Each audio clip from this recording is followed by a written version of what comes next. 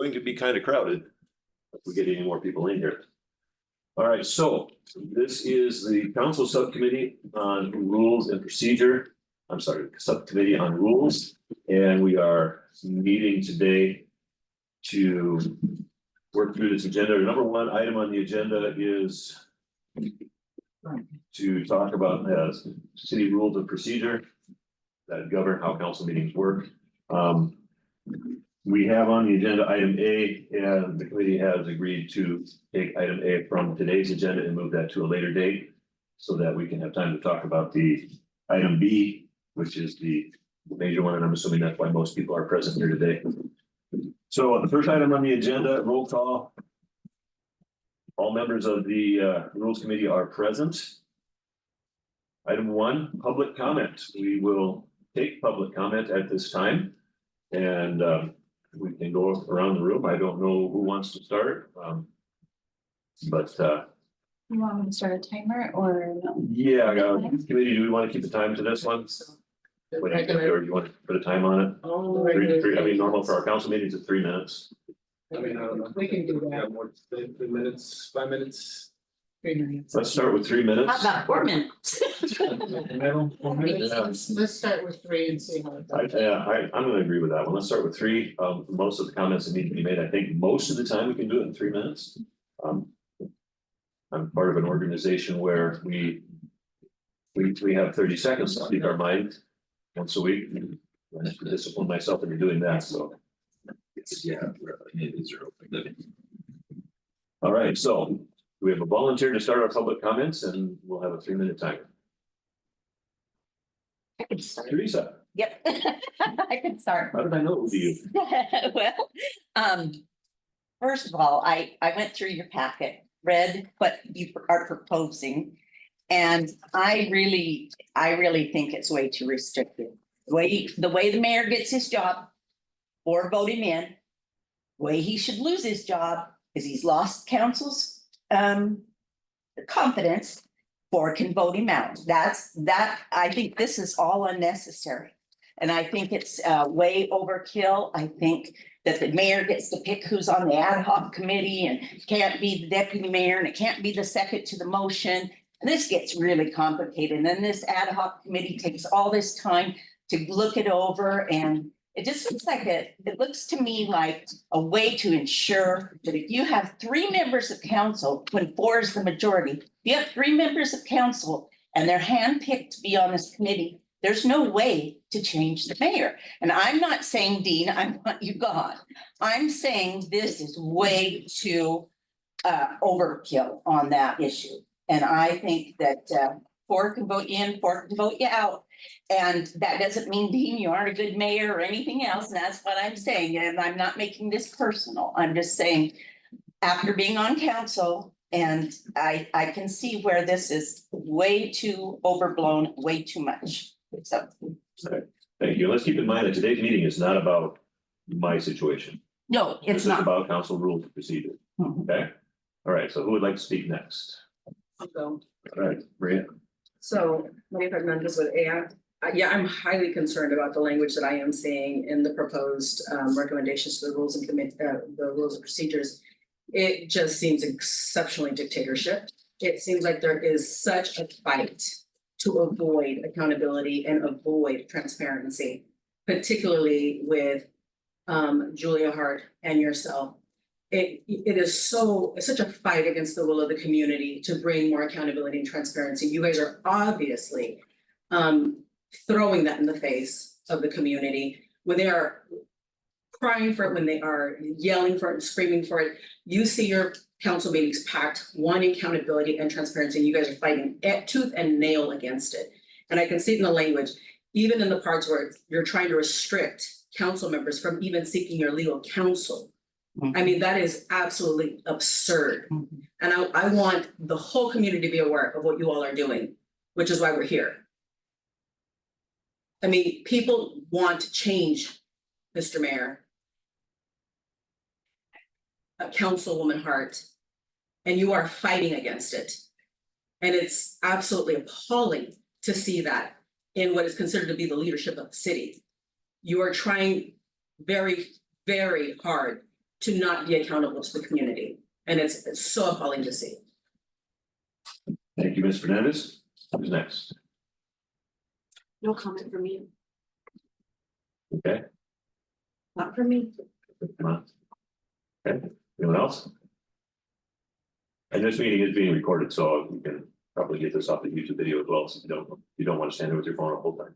I'm fine, thank you. Okay, so, all right, so there's no further, I can move over there, yeah. If there's no further comment, then we will move on to the next item, minutes. We don't have any minutes to approve. Active agenda, as mentioned before, the committee agreed to drop item A from the agenda and start our work on an ordinance. We have an option to look at an ordinance, chapter 2.08.080, or to make amendments to the council rules of procedure.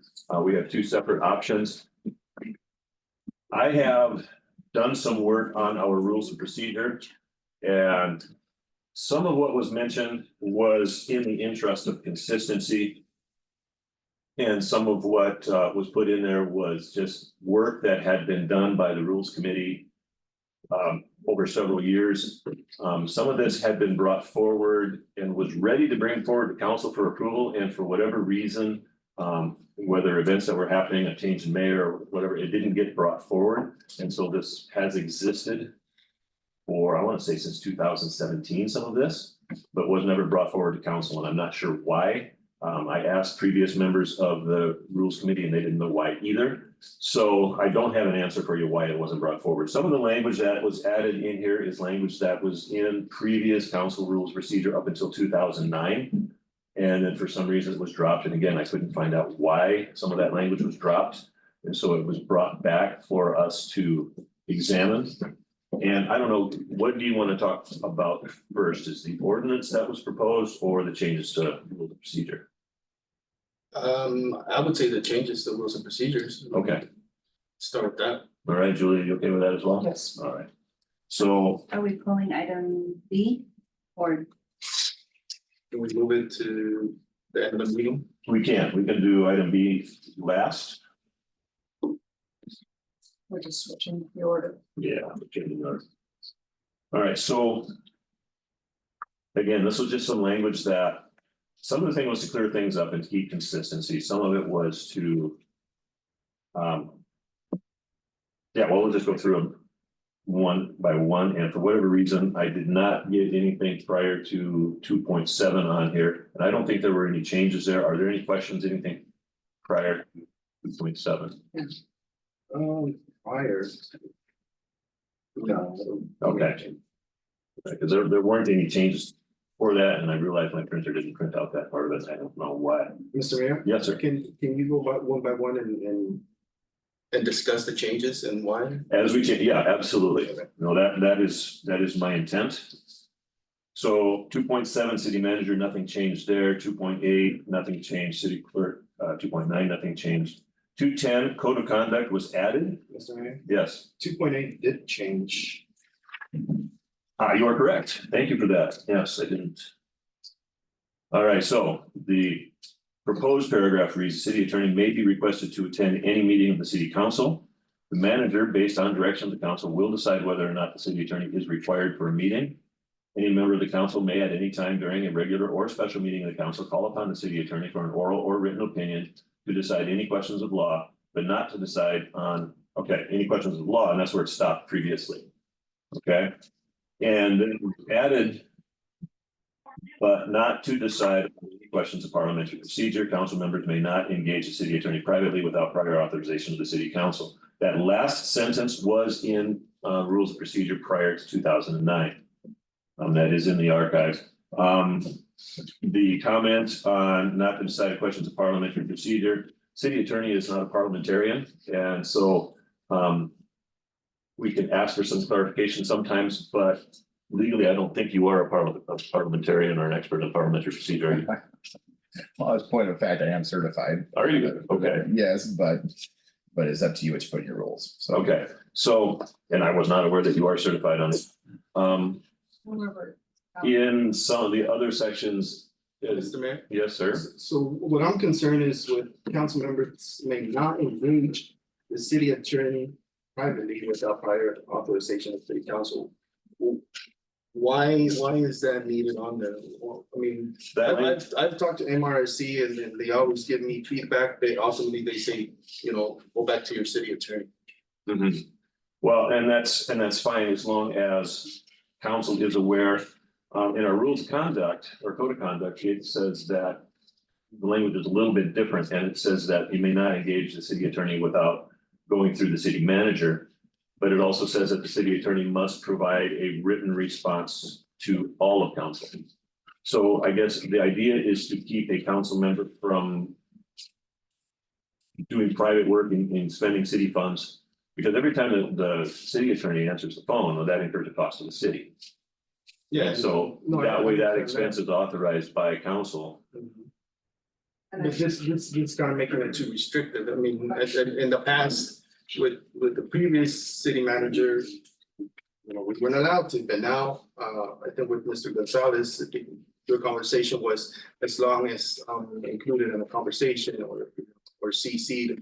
Right, that was my request, was call me first if possible, and then I talked to Ben about this too, if someone calls him, loop into the call.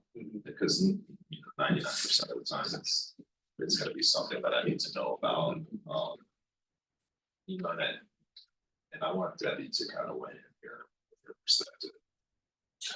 Her years of service, kind of, how she's dealt with it in the past, because the restrictive nature of having to go to the council, if it's a sense of urgency thing, then, sometimes there's that, okay, we got it done now, so I want to weigh in here, Debbie. And just know what your thoughts. So the council as a whole is here to do the business of the city. So we may have a council member who has some really great ideas that they want to explore that are unrealistic, unattainable, and would then be able to contact the city attorney and engage in, some spectacular event that they want to do.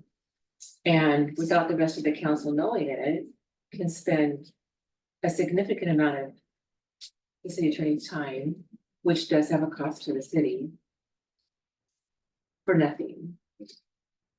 And when we're talking about the council as a whole, you guys are one unit. There's no one person who has more say than anybody else. Everyone's vote is exactly equal. It takes 4 to move anything forward. And one person is just kind of going out on their own. You're not working as a whole, you're working as an individual. If we were a mayor, elected mayor, that would be a different story, but we're council manager form of government, so council is one whole unit that works together. They don't always have to agree on everything, of course, which is why we have the 4-3 vote. But to have one council member doing something different outside of the whole, it's not in the concert of what the council's main focus is, which is doing the business of the city. So. I bet Mr. Riley has a. I just want a point of information for all this. The city can propose and pass any rules they want for procedural wise. The issue though is whether they're enforceable or not. And so legally, you cannot prohibit city council members from contacting the city attorney with legal questions about policy or procedure or upcoming information if they want to do so. There's no remedy in this. So if you pass a rule like this, you can have this on your books. It's not enforceable in this situation. And so Washington case law, as well as that Title 35A for council manager forms of government, do not prohibit council members from contacting legal counsel if they have questions specifically having to do with legal policies or legalities of city business going forward. So, Okay, so our, Mr. yeah, go ahead. The thing that I think in Adam Zabel, said is it has to do primarily, I think, and as we are a whole. And we need to have information because several times things come up without having anybody, anybody at the council knowing about it and then it comes up, but the big thing I think has to do with the finance. I mean, as long as the city manager knows that that money is being spent, because one of the council members maybe have something that they need some clarification on, because every time we give you a call, it costs a little bit of money. And we are trying to look for those persons, but we need to have legal services. So, yeah, I think that having that in there is just a reminder. It doesn't mean you can't, it just means that you shouldn't just randomly be calling the city attorney. And I applaud you for going to MRC. That is like my work Bible. Yeah. I live by it. And that is where we can get information that is no charge to us. And they always do have the disclaimer, discuss it with your city attorney, because individual cities have different laws, codes in their municipal codes. So, you know, they're gonna cite the state law, which we can either be, depending on what that is, we could be more restrictive or less restrictive, depending on what it is, but. So that's what they're always gonna quote that, but then meet with your city attorney, get a clarification on that, or even with the city manager. You know, MRC just said X, what do we do with that? And then the city manager is gonna look in the code, and then he may engage the city attorney. So my concern is with the wording, right? I mean, if a concern comes up and we have a meeting next Monday, right? And a counselor has a concern with something and needs legal advice or whatever. So now we have to wait for council to approve it? well, I guess, I mean, as the city manager is your employee, city manager works for you guys and stuff, and their role is to assist you in your duties. So if you have a question on a legality or a code or why, the first person would be, hey, city manager, what's up with this? And then she could say, you know what, that's a really good point. Let me give the city attorney a call and we can figure out why this is like this. So instead of What kind of having, language is contradicts? I'm sorry, this is a committee meeting, it's not. so instead of having prior authorization of city council, can we change it to have prior authorization of city manager? Yes, we can. So the purpose of this meeting is we take a look at it and then we can modify it as necessary before we present it to council for approval. What it says in the code of conduct is a little bit different. It says outside of a council meeting, council members should make requests to the city attorney. So it's not a rule there, it just says should, it's a guideline. Through the city manager, exceptions to this issue related to the performance of the city manager and unique and sensitive personal yet city business related requests. The city attorney shall in either case provide any written response to the full council and the city manager. So that's the wording that's in our code of conduct. I am absolutely fine having something more along those lines if you guys would prefer that. Yeah, I just crossed it off and put it on there, and that's something. I kind of would like to be able to say that the council needs to know too. If. Well, and that's, if these you'll are things- get that, Julia, in the response, because you're gonna get a written response from the attorney. And say, okay, so That makes Deputy Mayor Galvan's question was this, and here's the answer to it, that way we're all in the loop. Okay, so I'm okay with that, so let me toss out that last line, and this last line, like I said, was in the council rules until 2009, so. Where was this copy hidden? Because we met before in January and April and this never came up. Well, like I said, prior to 2009, so you have to go back into the archives, because it's been updated a couple of times since then. I think the one that we looked at was from 2018, and that was when you were mayor. Well, this is the one we were looking at, and it was 2010 and then 2012. I mean, in January, we were going through it, and this is all new to me. I mean, it should have been brought up in January. Well, some of this language is, like I said, it was proposed by the rules committee and then it was never moved forward. And so this is things that were discussed, but never came forward for whatever reason. And again, I don't remember the exact circumstances or the timing. It could have been, you know, a new mayor came in, it could have been with the shift of city manager, different things happen. Because, you know, we've had a couple of different city managers over that time too. Things sometimes fall through the cracks.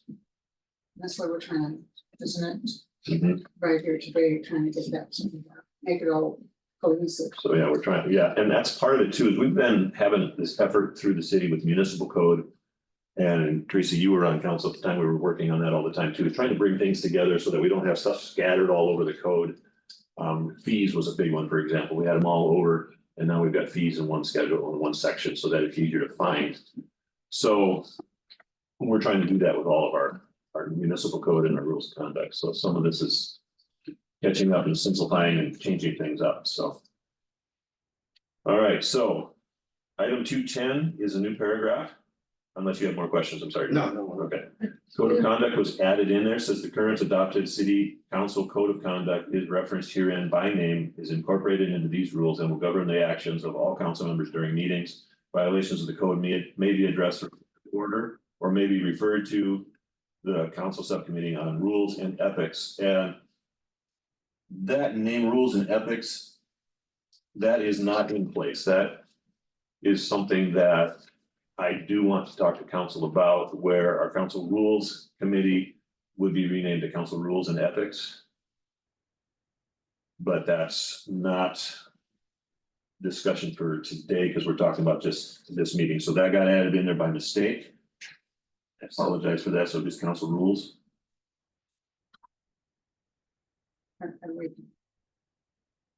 Okay, so questions on that one, Julia? I just think that, Daniel, when the code of ethics, that I had here a minute ago, number 24, excuse me. On our conduct, one of the things that we've been having, that we should be aware of, excuse me, is, making sure that the code number 24, make no personal comments, that is not just suspended with this particular code. Right? No, the entire code of conduct is They're all, assumed to be in place throughout all regular council meetings. that's my question. Any other questions on that paragraph? Yeah. Objections to it? You guys okay with that one being included? Okay. Rules of order, there was one change that was made just for the sake of consistency.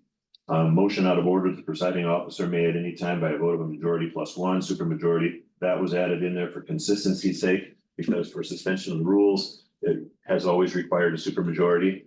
And so with that one saying one thing, a motion of the majority as opposed to supermajority, that was inconsistent. There was two different things, and so it was difficult to interpret. So we put that in there for the sake of consistency. That is on 211, motion out of order.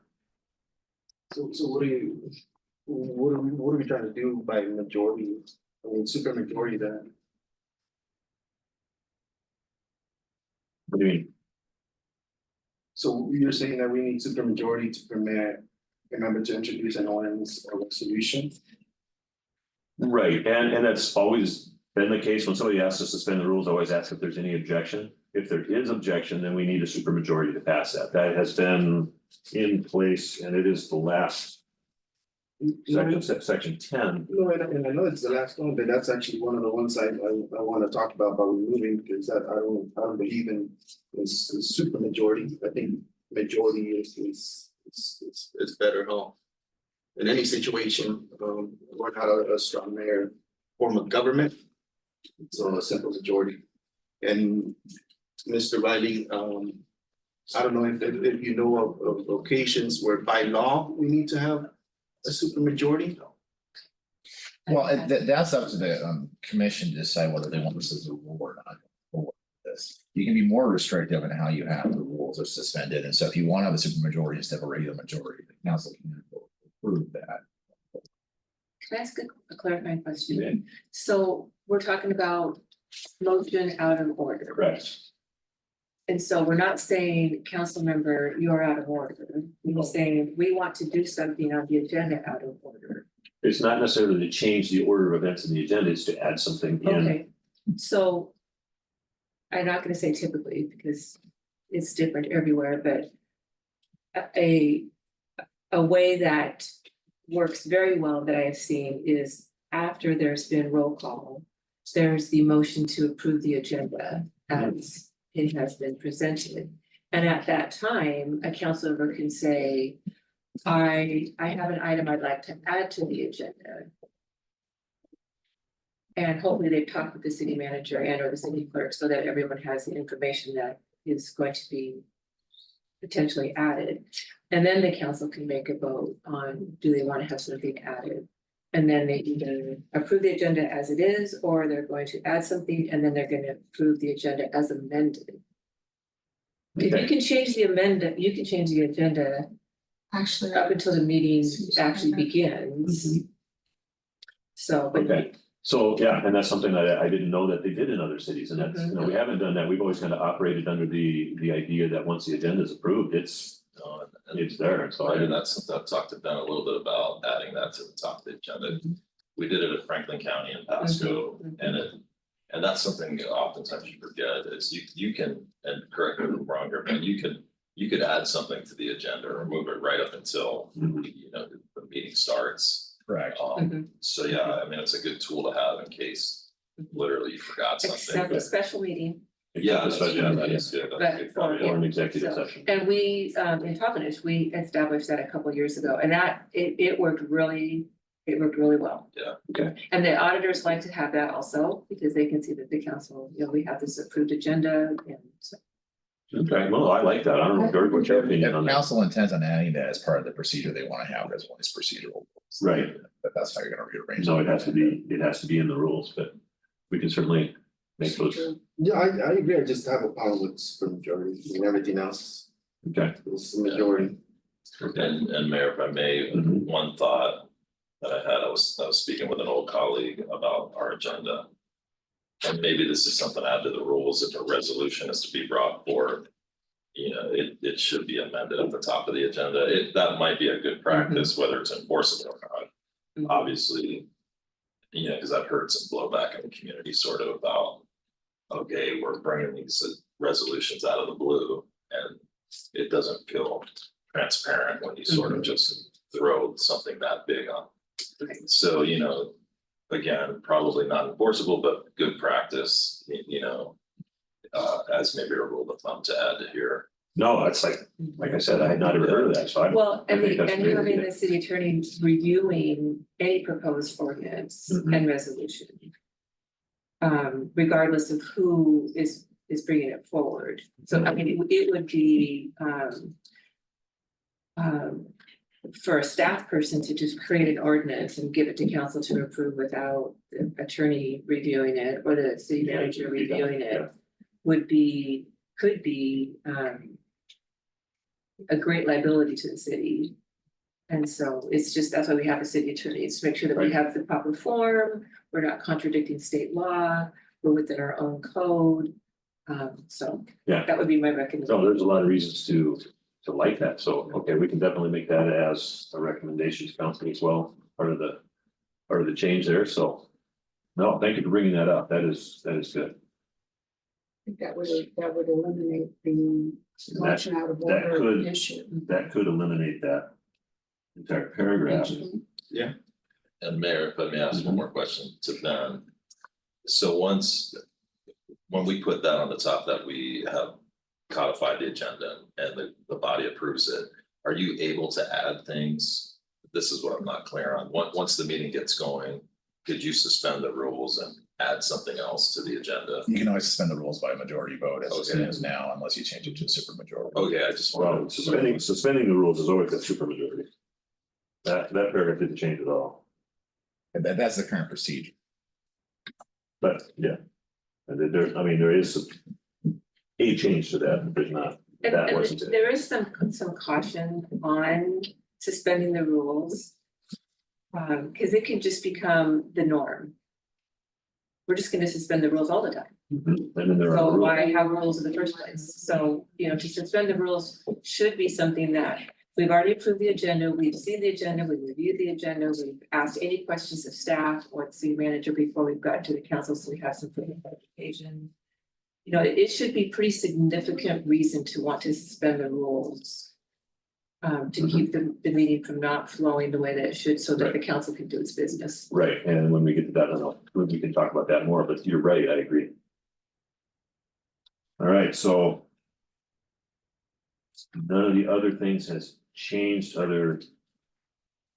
On that 211 paragraph, motion to adjourn on, then to strike out and insert reconsideration. All of that is the same as it has been. Item 3, types of meetings, there were no changes to that.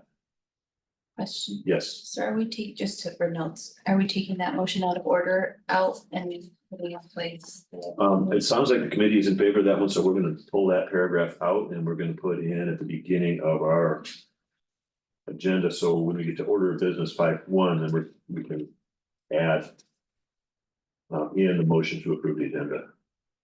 5.1. Makes it cleaner. Mr. Mayor, Yes, sir. I know you're all the way to 3 types of meetings, but I want to talk about the budget policies. Why were they removed? Budget policies. 2.11 budget policies. Okay, like I said, I don't have that page in front of me. That didn't print, so I can see that. That would be Does that helpful. fall under the finance committee? I think it does, but let's take a look.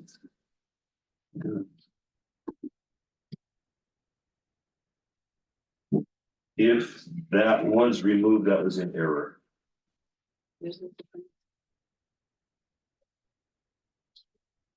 I think it's important to keep them on there. Yeah, if that's not in there, that was an error that it didn't get put in there, that there was no changes in that.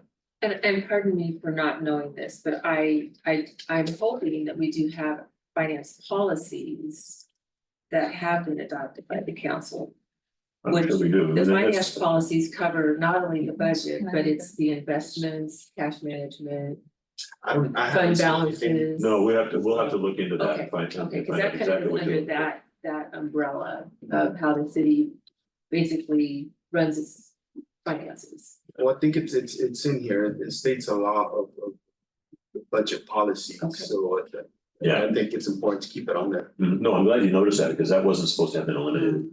Yeah. And there are some funding agencies that will require adopted finance policies to be submitted with grant applications, because they want to make sure that they're loaning their money Yeah. to an organization that has good, tight Makes financial sense. policies. Yeah, which means there must be something because we've applied for a lot of grants over the years, so. No, I'm glad you caught that. That was. Yeah, that's That was a pretty good job. significant. That should all be in. All right, so back to types of council meetings, they're all, Mr. Mayor, yes, sir. I'm sorry, I don't mean to interrupt, just one more thing. In regard to deciding procedures for parliamentary purposes, going forward on this. You do want to have a third party that does make those decisions in case there's a dispute between council members on what's happening as far as parliamentary procedures going forward. Typically, cities do use city attorneys to do this going Okay. forward. You don't have to. But you're gonna have to have a parliamentarian of some sort or something available for that in case there's a dispute, especially in the council manager forms of government. Okay, no, that's, And again, in this, some of the larger cities, the city clerk is an actual parliamentarian, and they're given the authority to address parliamentary procedures with the council. So Okay, someone no, that's- outside the council. okay, no, and the rules of order and that sort of stuff, that was stuff that came from before. It's not something that I put together this weekend or anything, so if it does need to be changed, I'm certainly happy to do that.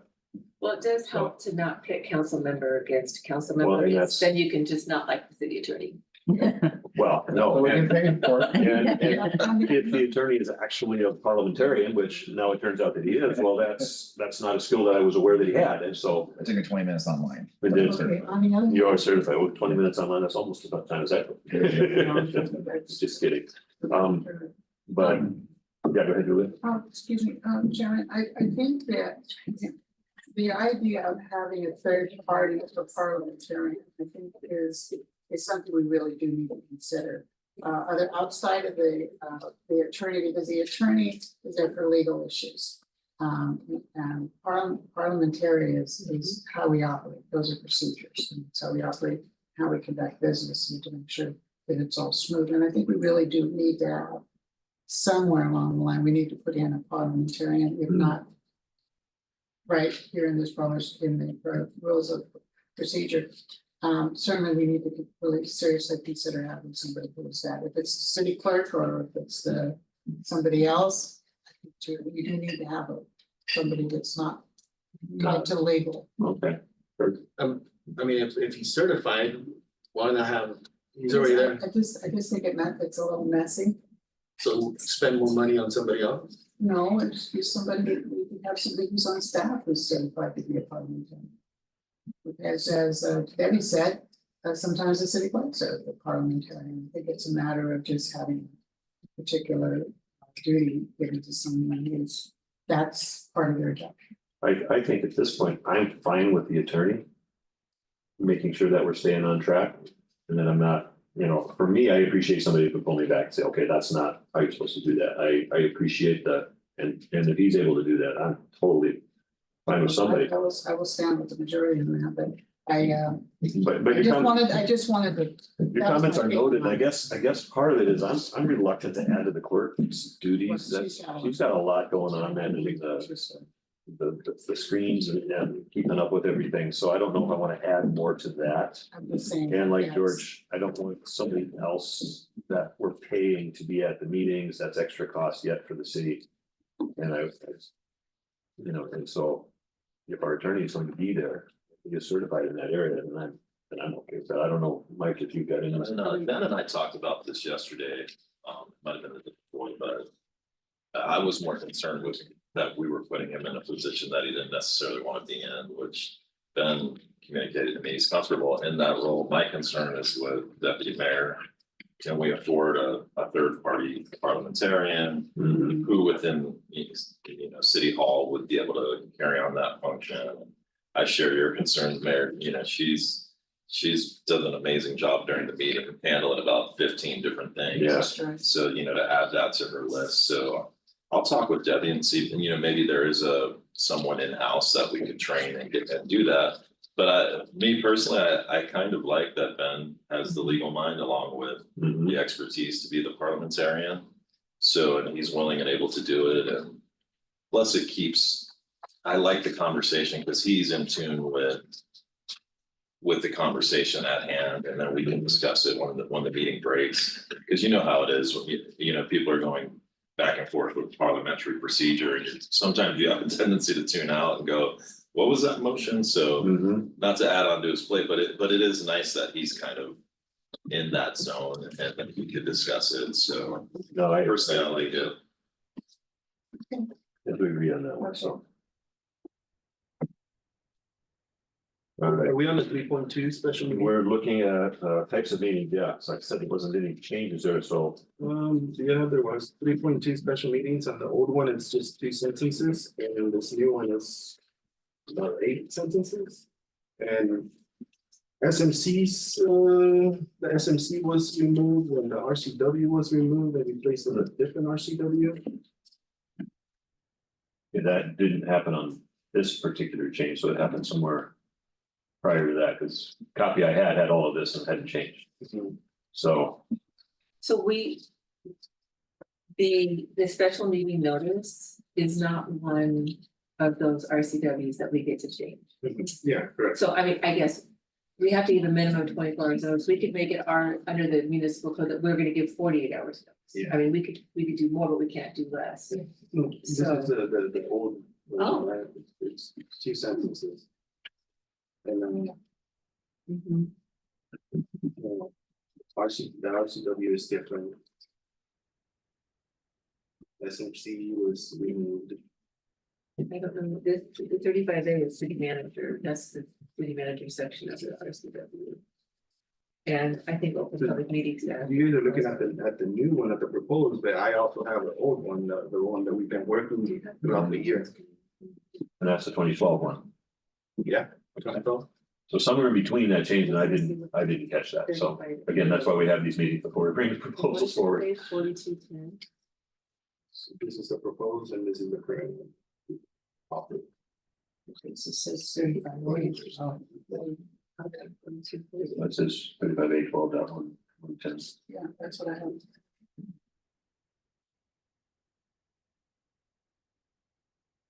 4230, is that what it says? Is that the previous one? That's executive session. Yeah, 4230 on the one Yeah, currently. So 4230 covers 4230, executive session. 80. So I mean, if it doesn't pertain to special meetings, but yeah, I agree, it has to be removed. Right, so there probably should be, oh, right there. 423110, that's that one down there. And so 35A is.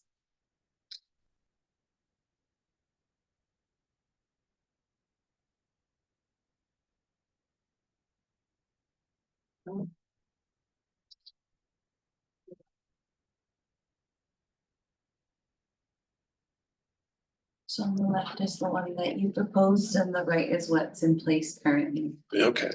And was the reasoning And I'm for not, adding, I'm not sure where that came from, because that was in a document that I'd already had. And I didn't look at any changes on that on any of our meetings, so I'm not sure where that came from, so. So 35A. 12.110 is RCW on council meetings. Okay, so that's.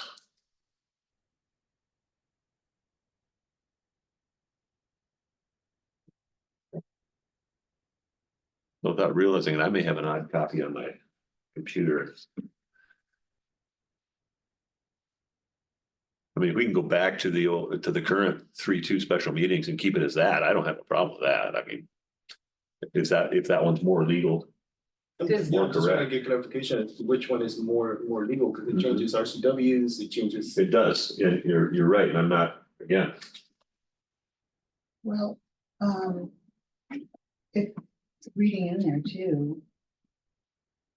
The part to, well, this one just gives more instruction on the clerk shall attempt to notify each member of the council in person, either by phone or otherwise, of the special meeting. Okay. You give notice of special meeting to the city's official newspaper or other media record. And not make a final disposition of the matter not mentioned in the notice, so you can only talk about what's noticed. Do you have the RCW for special meetings? Don't have the RCW. It's gonna be under Title 35 for that. We just, I guess this is just a scrivener's error. We need to update that to make sure that the RCW Is reference is the correct reference. I mean, I like the wording over here on the new one, it explains it a little bit more than. You need to make sure the RCW is the correct one, yeah. yeah, Well, that one is right, 42388080. Okay, so that's the one that should be supporting.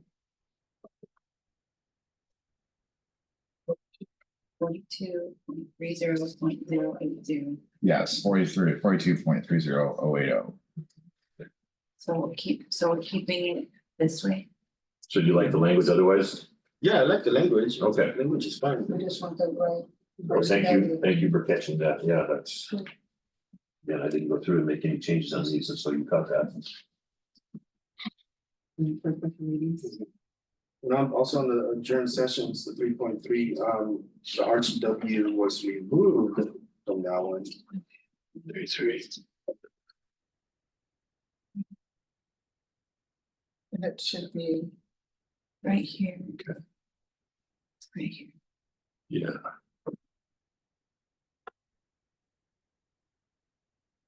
Yeah, let's put that RCW back in there then, I think. Absolutely. that's the whole point, rules. Yeah, well, we need to be able to support our rules. So 3.4 as well, SMC was removed. Why did this one? Again, I didn't look at any of our meeting stuff, so. So we're keeping the language of this one, just adding the RCW to it. Sounds like a Of the yes. Proposed. So that it, Keeping that the needs, language, the yeah. RCW needs to be changed to what you guys, or what you referenced. Yeah. Right, okay, perfect. I just wanted to confirm before we move on to. And actually, And on 3.3, was three- to have an RCW in 3.3. Yeah, I got that one. Okay, that's the 4230.09. Yeah, and then the 3.4, on our previous meetings, we discussed completely removing it because we have changed the form of the meetings now. You, Ms. Mayor, if you remember, Yeah, I thought we'd added that. We haven't added it yet. well, I have it down that we were gonna delete it, remove it because of the way we do the workshops now. Making them part of the regular meeting. At this was to allow us just to have. Just to generally be able to call meetings if we need to.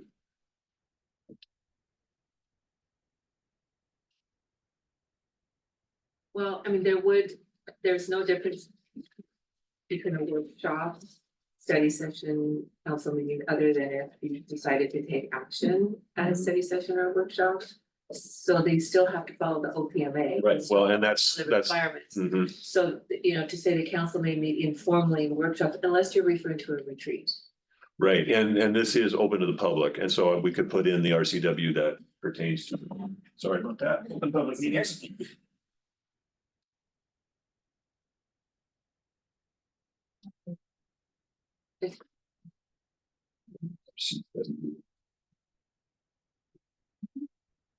I mean, any meeting that is outside of the defined regular council meeting of this, Wednesday, third Monday, and outside of the study session is a special meeting. Mhm. Right, and So once you in a while we wouldn't, meet, yeah, you wouldn't call, I mean, you could have a retreat, but it's still a Mm-hmm. special meeting, still has to be noticed. So the 3.4 is almost redundant with 3.2. oh, I see what you're saying. Oh, okay. Yeah. So are we gonna do we want to remove that? Paragraph? Well, that was the discussion we've had We in did, prior meetings, and I don't know where we stand now, I mean, everything's changed. Well,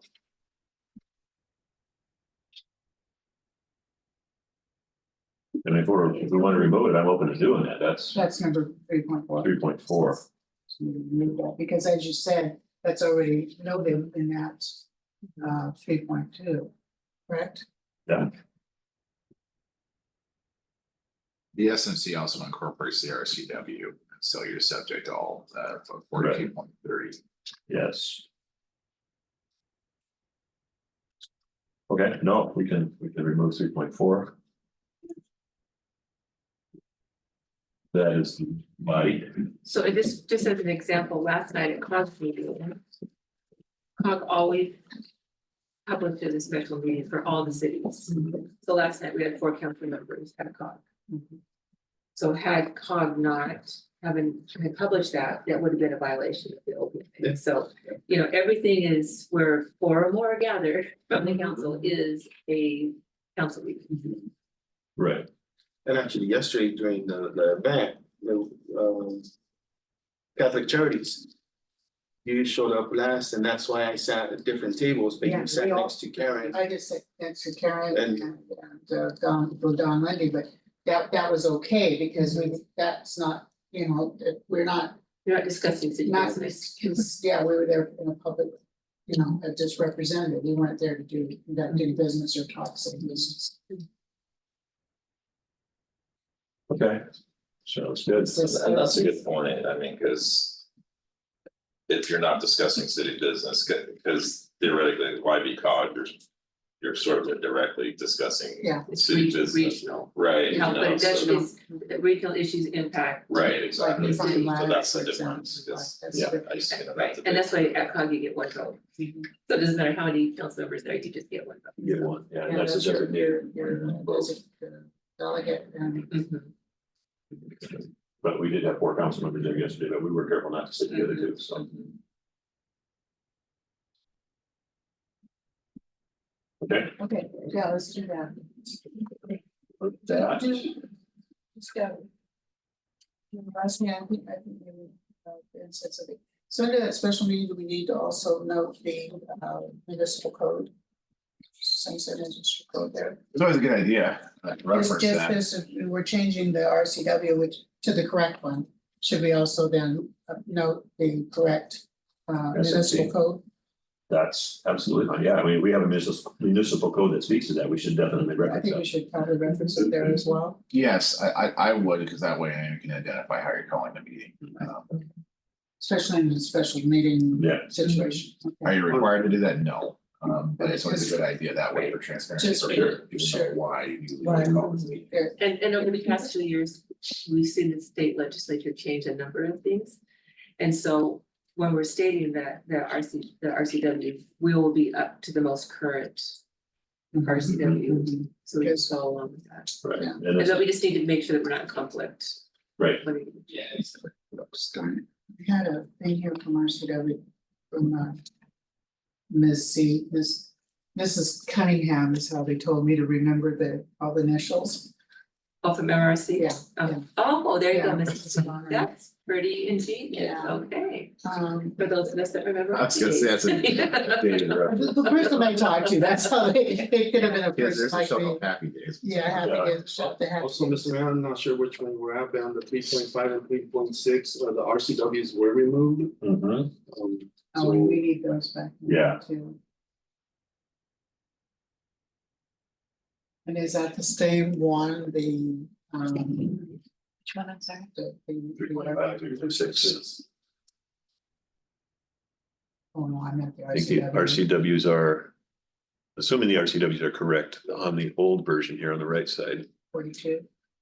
42.30.110, 42.30.050. It seems to be the one I memorized in my little head. As long as those are correct, let's make sure that they're back. And each one of those, every time we have an executive session, there's also another notation of why we're having. Executive session, 2 and 2. Right. yeah, the executive session has to Yeah.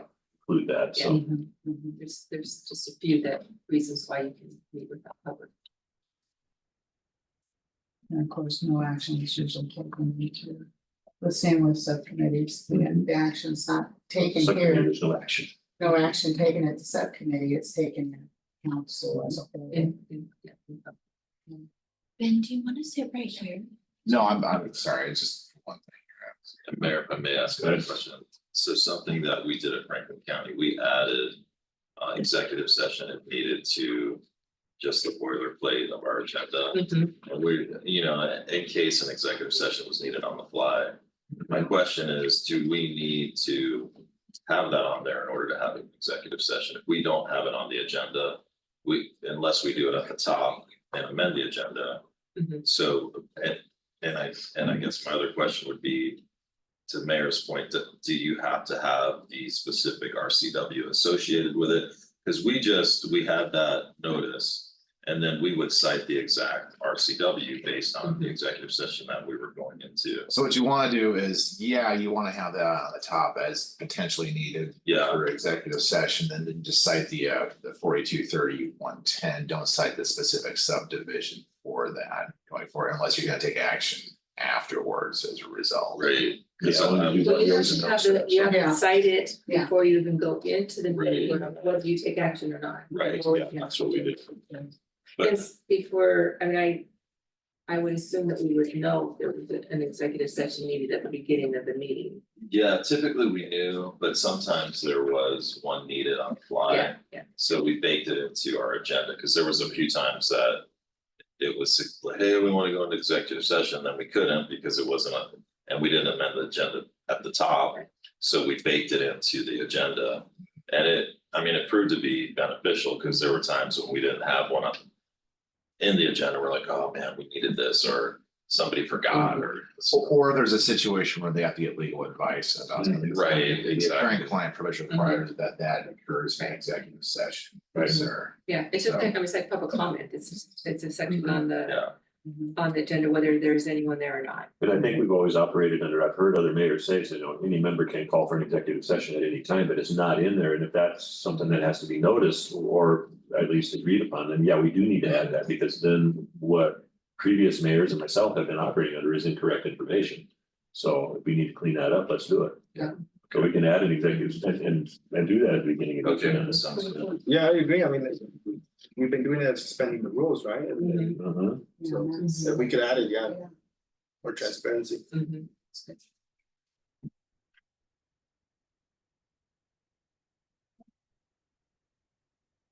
You okay?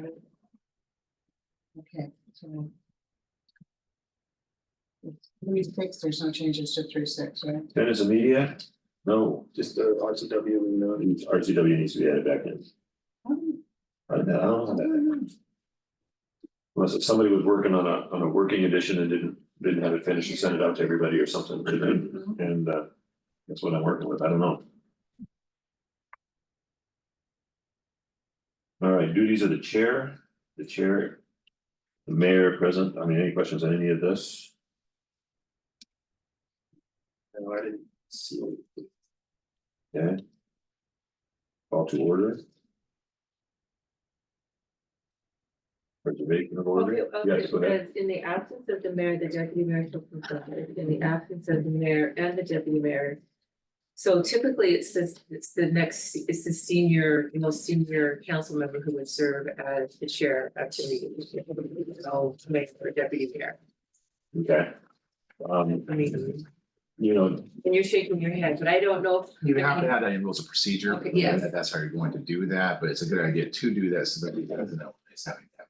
Maybe have a even number of people on council, then there's no tiebreaker, so then you go back to having no person in charge of the meeting.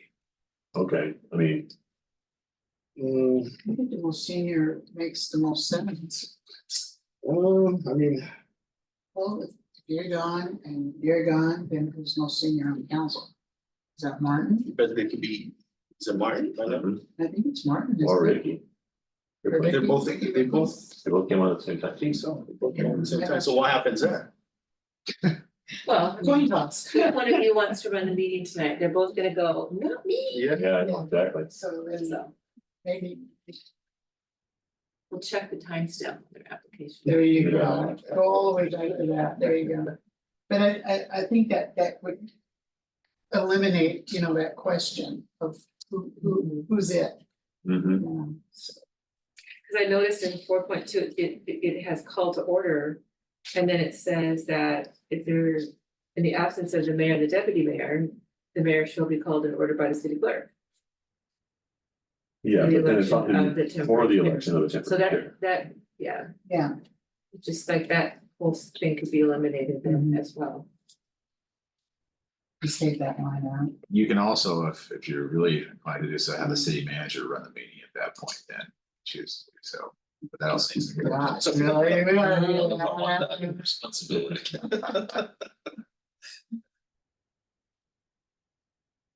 Yeah, Well, what's the I don't pleasure have of a- it? I don't have a problem with this, it says right there, the city clerk. can Cause for a temporary election. That's what we want to keep in. The instance where both the mayor and the deputy mayor are gonna happen so rarely, But it just had that third, we're all pretty committed to being there. probably, maybe we can just leave that there, because, yeah, that way the city clerk could call for the election of the temporary chair. I think we could, don't you? I mean, is it really necessary? Because then we have to fight over if it's Swiftly or Swanton. Or sometime out in the future, someone else, you know. Whoever else could be the senior, someone after them. Yeah, let's let that be. Don't you think? Okay. All right, call to order. So we know that one, preservation of order, questions on that one. So is this where if there's going to be a parliamentarian, that question then is resolved by the parliamentarian? Wouldn't that be 3 and 4? Mhm. Yes. Correct, so. Yeah, if we're gonna have a parliamentarian present, then that would be a third party. Arbitrator on that one, points of order. But are we going to deal with this? This would be, we had already mentioned that, that was our discussion about the attorneys are, That's who. is certified, so. We were gonna do that. I think it's more common than not for Mm-hmm. specifically municipal attorneys to have. Right, and I only recently heard about that, where somebody mentioned that they had a third party person in there who was a parliamentarian who was able to say, okay, we're getting off track, or we're getting, be able to make comments throughout the meeting, and I thought, well, that's interesting, I hadn't heard of that sort of thing before. But it's definitely something that piqued my interest, so I think, Is that also just chair, I'm thinking, when you do points of order, I just need to be a little clear on when you have a point of order, the subject of any member to appeal the council. Does that stop the conversation when you have a point of order? Yes, it does. And you're allowed to interrupt if you have a point of order or point of clarification. So it could go either way, you'd have a clarification. Yes, so the point of clarification, point of order, where you're requesting information of the procedure. all right, so instead of the mayor or the chair, Then the then we go to the parliamentarian. parliamentarian. But the chair is. Is the same, one and the same. It probably should just say the chair. The parliamentary. Mhm. Well, the chair would ask the parliamentarian, I imagine. Is that? That would be my route if there's a point of order, and I'm definitely looking for clarification, so. And that does take personal feelings out of it if there's, you know, somebody's questioning the mayor or something like that. Okay. Yeah.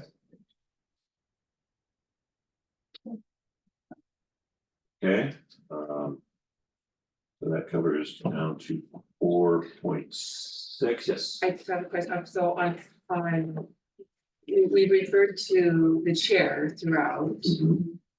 I'm looking at that for this one, then we start referring them to the presiding officer. So should we not be just consistent and have it be Go back to chair. throughout? You are correct. You can structure however you want, but for consistency purposes, it's a good idea. Yeah. That way you can follow due process questions. Right. And the word chair is used in here just to better describe the role of the mayor as the chairman of the meetings. Mhm. And that just clarifies what the chair can do. Yes, the chair, but you can also move and second and debate Mhm. the same as any other council member, because you know, form of government, the chair, the mayor is the same as any other council member, so. Are we on 4.6 then? 4.6, yes. So I just kind of want some clarification, Mayor, because and on the last meeting, one of the agenda items was removed, right, by, I believe, you. Should we add something on there? So, I mean, I believe that if we're gonna remove something, it should be a majority council that gets to decide that at the beginning. Not necessarily, I mean, the mayor or deputy mayor. I think it should be a majority vote. Well, that would be under the approval of the agenda. So council's already approved the agenda, and then later on down the stream, one of the council members said, I want to remove this, we missed the opportunity. Well, this particular one, Before we started. it was posted online and it was removed over the weekend. So come Monday, it wasn't there. So some of the residents, they download this stuff. Yeah, myself, I download this stuff on a Friday. If something gets removed on the weekend, you know, yeah, council's gonna know about it because there's an email, but what about the residents, Yeah, right? probably should have been requested to be removed. If the process is to approve the agenda where you have an opportunity to remove or delete items, that probably should have been the place that would have happened. Well, the way it works now is that the city manager, city clerk and the city manager set the agenda at this point, the active direction of the council. And so the mayor or whoever's in charge of the meetings at this point, and in Sunnyside, since we have a council manager form of government, the mayor then presides over the meetings. They can request to have an item removed. They can request the city manager to have an item removed off the agenda prior to the meeting. The city manager can say no, but they usually don't. And the reason being is because they act at the direction of the city council for that. And I don't know, Jackie, have we noticed it at that point? I don't think we have. Yeah. Have we? It was Okay, I already couldn't notice remember. published, which Okay. is why we sent an updated notice once. Okay, yeah. Once I received the direction, the updated notice, and then an updated agenda and the link saying it's already been updated on. Cause that's always been a gray area, like the authority of the chair. I mean, we even had that at the county where I got direction on the agenda items from the chair. Same here, you know, whether that is the ultimate authority statutorily of the mayor in our form of government. But we need somebody to kind of quarterback it is the way I look at it. Yeah, in my experience, then the mayor's called me and said, Right, okay, yeah. what do we think? Can we remove this? Can we, how, Yeah. add it? What do we want to do with it? And for clarification, I did do that. I spoke with both Mike. Right. And Ben before doing that. So I did get, you know, a professional opinion on that one before I made that call. But that kind of discourages councils because you encourage us to submit the items and then somebody submits an item and, you know, if it's gonna be your decision to remove it before it comes to the whole as council, then. I will say, we did have a case like is similar to this one and we received quite a bit of backlash. Cause I think from a transparency standpoint, when you remove items that have already been noticed and the public goes, whoa, what did you know? And so maybe that's a rule that we put in place, once it's been publicly noticed. It can only be removed by the body once we amend the agenda at the Yeah. top, so I think. That would be good practice, you know, although it's legal to remove it, I think to avoid. You know, getting some blowback from the public, that would be good practice. The liability issue it creates is potential due process claim, but you don't want in Right. this situation. Doesn't mean you can't do it, it just means that you can create liability issues later as a result of that. So if you can, if you choose to do so, set forth a rule and the procedures on how you remove items from the agenda. But it doesn't go in this paragraph. So- And procedurally to bring an item to council at a workshop, to introduce it. So the council can discuss, it really actually gets you a better end product. Like this committee and going through all of this is because. You know, someone wanted to change, it was, you know, whether not right, wrong, or indifferent, but it's now entered into a whole discussion where the council's now really taking a really good look at this and spending the time necessary. To make really good changes. So utilizing the workshops for those kind of things is really beneficial to get a really good end product that you can bring to the next council meeting for adoption. Okay. So we can bring this up under Which paragraph was the correct paragraph, but this one just is outlining, you know, what the presiding officer is, or the chair in this case, we can change that. That he is allowed to, or she is allowed to which function as a council member, that's 4.6. which paragraph would it fit under? Well, Well, we have a bunch of them under business. let's see. They have a lot of business. Mhm. Otherwise. Do we have, 5.3, where are you looking? 5.3, yeah, this one, yeah, agenda, okay, under agenda. I knew it was in there somewhere. Is if that's, if.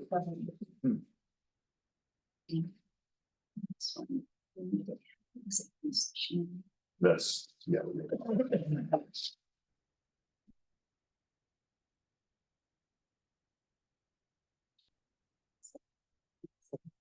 Yeah. Lots of lots of paper. So, yeah, we can have, so let's Well, let's go ahead and finish with 4.6, and when we get to the agenda item, then we can add that in if you like. So that, where's, So we changed the presiding officer to chair.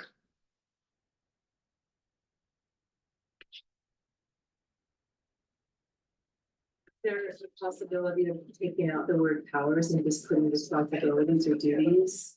We can do that.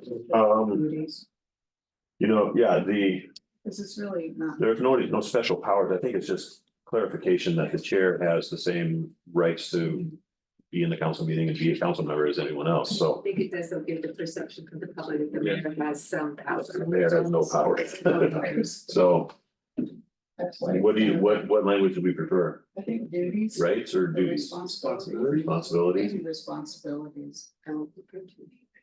To you, It has the same legal effect, but yes, it's up to you what you want to use in that situation. What do you think? Responsibility. Responsibility isn't my favorite term, but I can't find one that I like better. because part of it is, if part of this process is to be able to come up with a method to remove the mayor or the deputy mayor. There has to be a reason to remove them, and it would be, they're not fulfilling their responsibility as the mayor.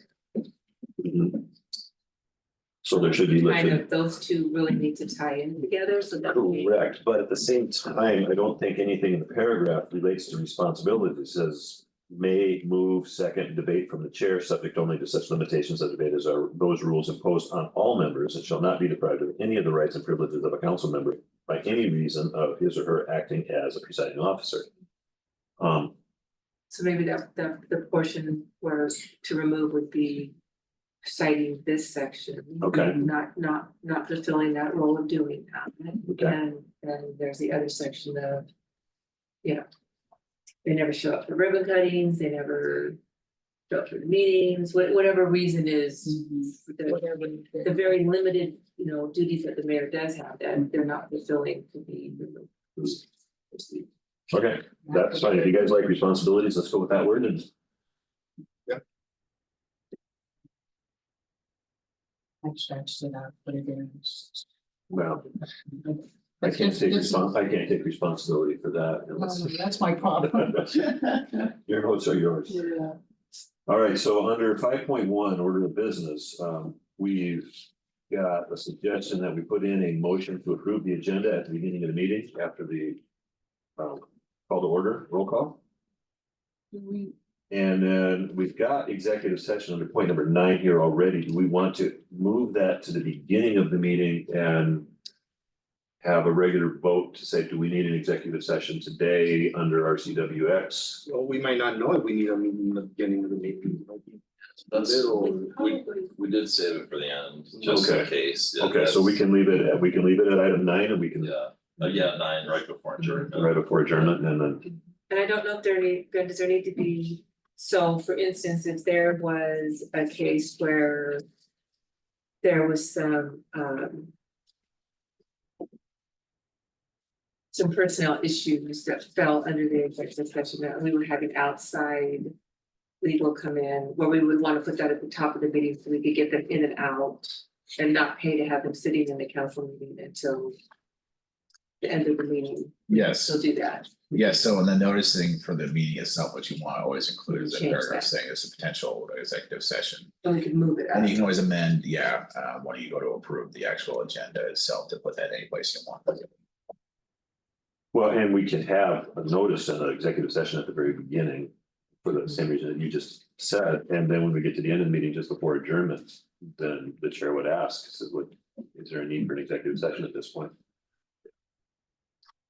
And if none, then it's seen no further business in the adjournment.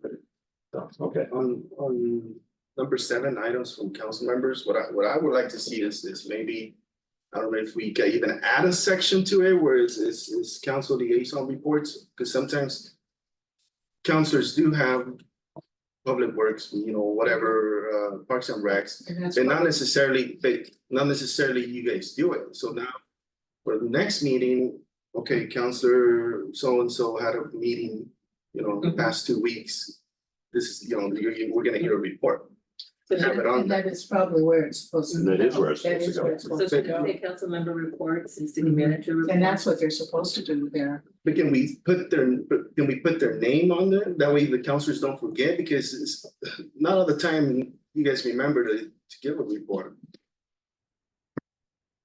and we don't always have a meeting that we've attended necessarily as well, so, Yeah, and if you haven't attended a meeting in the past 2 weeks, then your name doesn't go up today. because, Julia is gonna report on YB-COG on Monday night, she's gonna give a report on, I think you had a economic and development then, also the past 2 weeks or so. Well, I think each council member needs to have an opportunity to say something. Yeah. And so, and that's supposed to happen Right, under item right. from council member, you're supposed to come with that ready to go. right, Um, I guess the word to me items, is this an item? Or is my verbal report an item? mhm. So maybe it's a council member report. We can change it to reports. This looks like, item sounds like an invitation. Reports. Because quite often council members will also add in like an event that's coming up, like they encourage everybody to come to this event or that event. Reminder of, hey, we've got a ribbon cutting or whatever, but. And then some concerns will quite often come up under that as well. If it's a report, then it's kind of limited to, All of that. okay. We can do that. And that's a good reminder too, because we are supposed to be. giving Yeah, reports of and these- I also was sitting through all these meetings, Right. yeah. I mean, you are representing your constituents.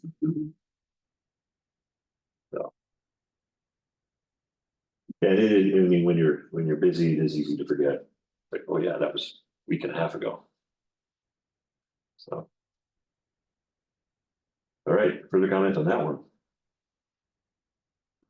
Okay, we've been here for an hour and 15 minutes. Does anybody need a break?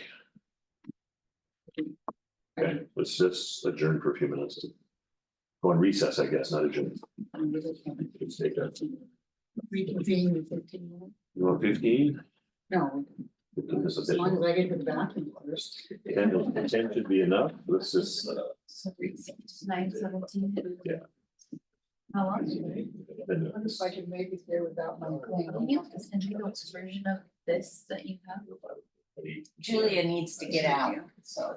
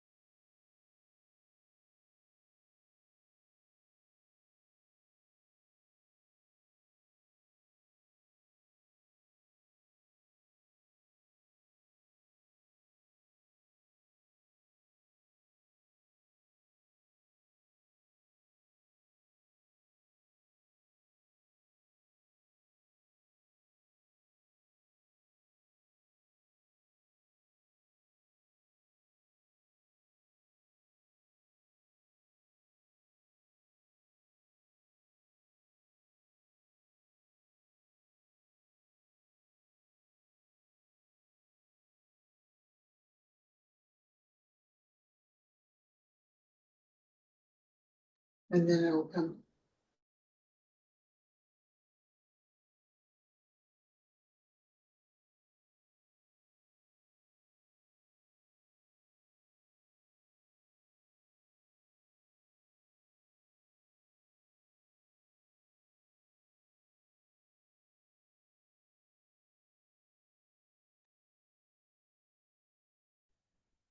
Live and moving, okay, so. We are now looking at order of business. Is there any item under order of business on the agenda that you wish to talk about? 5.2. 5.2. We discussed in our first meeting back in January, I think, Mr. Riley, you provided some information to the city manager about the implementation. Right now, it singles out just one ministry. I think we need to. And you're correct, that ministry doesn't even exist, the Central Ministerial Association no longer exists. We have a private citizen who has been bringing that up all the time, but that's just that individual has volunteered to do so. So if there were another religious organization. They could say, I'd like to provide the information at the meeting. I believe so, yeah. We just have a member of the community who's coordinating that, so. Yeah, that does open it up to everybody. It does, and there has been some concern voiced about that if somebody else would like to do that. Cause you can't say no. That's correct. So what kind of wording can we have in place of the current wording? Well, there are very few cities who have this practicing. Verification? Oh, man, no, I The, can't. there is one city in the lower valley where the mayor does the invocation. But she's not there anymore. No, but I don't know what they're doing. Is she still doing it? Is the current mayor doing it? I can't say because I haven't. Yes, so I don't know. We can, say each regular meeting of the city council shall be open with an invocation. And if no one is there to do the invocation, then it shall be omitted. Just leave it as simple as that. I came up with this wording. You want to check it out and see what you think and pass it along? You wanna read it? Go ahead. I'll read it. I'll let you read it. Invocation at council meetings. An invocation or moment of wisdom shall be provided at the beginning of each regular council meeting. This moment may be offered by a volunteer from any recognized religious, spiritual, or philosophical tradition, as well as by non-religious community leaders. The city clerk shall maintain a list of individuals or organizations who wish to provide the invocation and shall rotate through this list to ensure diversity and inclusiveness. Invocation should be non-sectarian. Secretarian, thank you, and respectful of all beliefs, focusing on the general well-being and unity of the community. Participants will be given up to 2 minutes to deliver the invocation. If no one be scheduled or available to provide the invocation, the mayor or presiding officer may offer a brief moment of silence or reflection.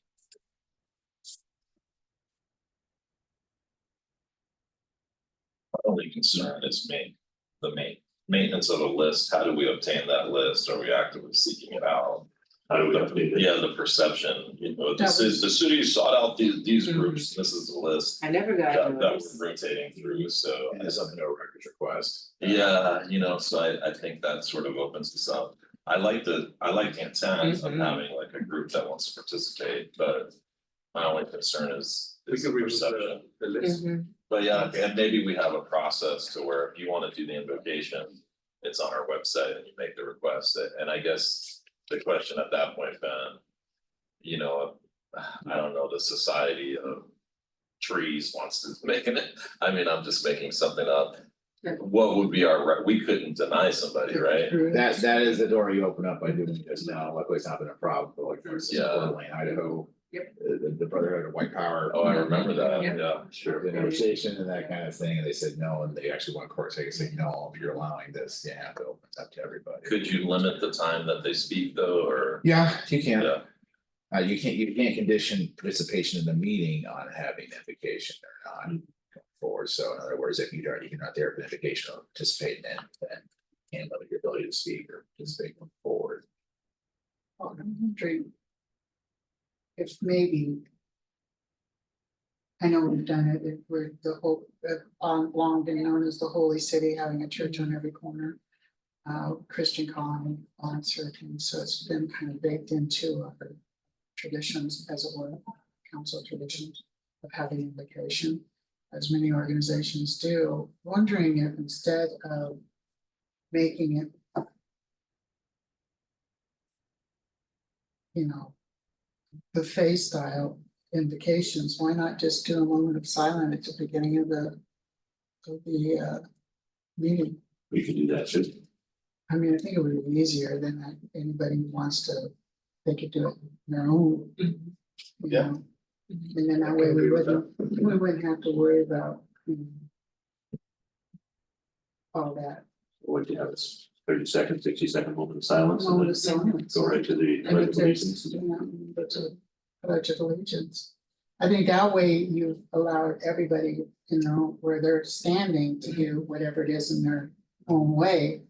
But then you do acknowledge, a moment of silence, for reflection and peace and harmony going forward.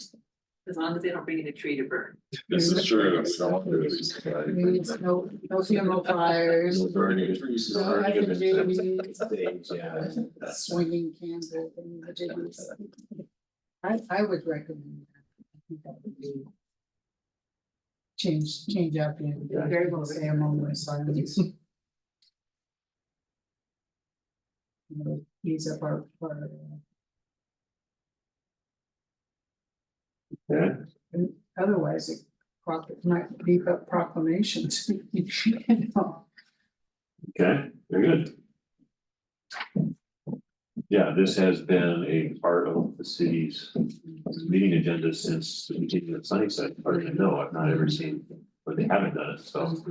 But then the ministerial association disbanded, I wanna say about 2014 or so. And I Do you guess, remember, Teresa, when they stopped existing? Mr. Mayor, let's say we had the moment of silence within our rules.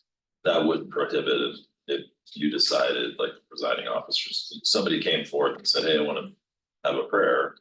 And that wouldn't necessarily prohibit them, even though we have the rule, right? We could, Yeah, you can always allow for an invocation. yeah, okay, and I just wanted to make that clear. You still just have to be equal. Right, as long as we're equal. Yeah, So then we remove it completely from this, right, the rules and procedure. Yeah, I could, I think we should have something, I you think know, even if what we say is a moment of silence, yeah, moment of silence, yes. then if there is someone who comes up and wants to. right, offer exactly, Yeah. that's my thought. prayer, If there's a tragedy that happens, Sure. we would all We want would to talk always, about Sure. honoring. And that could be something, somebody wants to come up and do that, they could be like without objection. we could just. Bring somebody forward to do. Yeah. So I certainly don't want to eliminate the prayer if somebody wants to do it. No, but just so that we don't have to get all in the weeds. about Right. it, Somebody comes.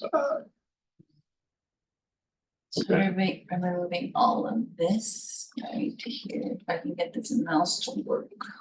You need a new mouse. They brought another one, it didn't, Doesn't do any better. no, something's wrong. So I'm removing this entire thing and just leaving it, each regular meeting of the city council shall be opened with a moment of silence. I think so, yes. Okay.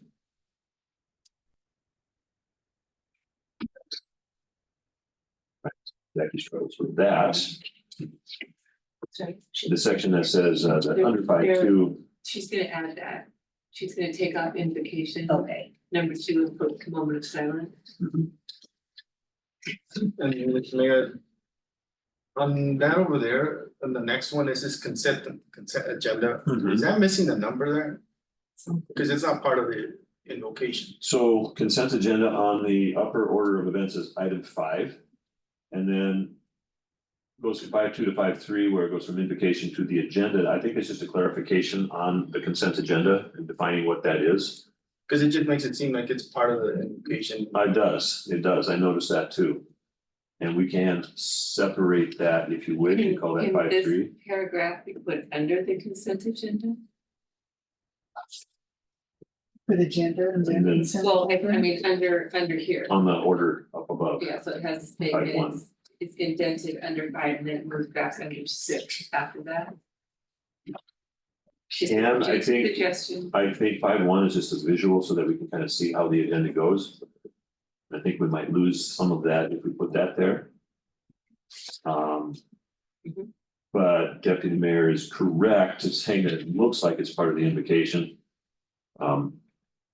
There may have been times where somebody was praying that the consent agenda would get passed, but I don't think that's, Should 5.2 Normal. really be 5.1A and then consent agenda 5.1B?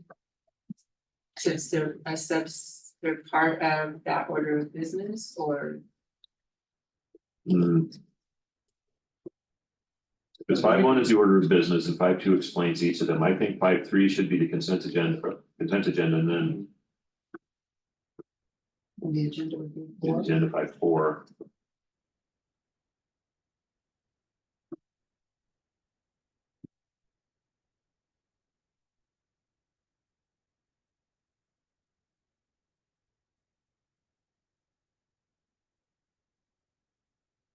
So renumber them, right? Yes.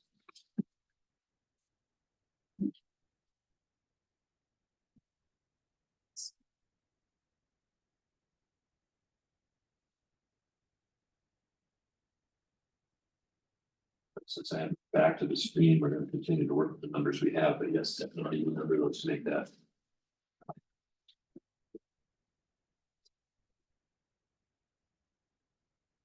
Okay, so the items from council members, we've changed that to reports.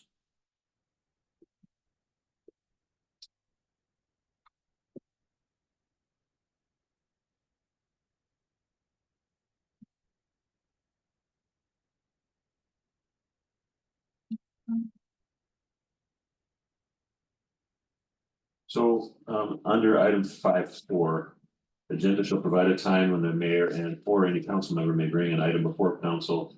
Or bring before council any business that he or she feels should be deliberated on by council. So what we're asking now is for reports. This particular paragraph says items that should be deliberated on by council. Reports definitely don't get deliberated on, it's just a report. So do we need to clarify that as a result of what we just? That's a good point, yeah. Council member reports.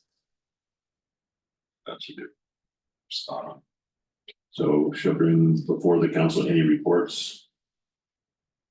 Updates, reports.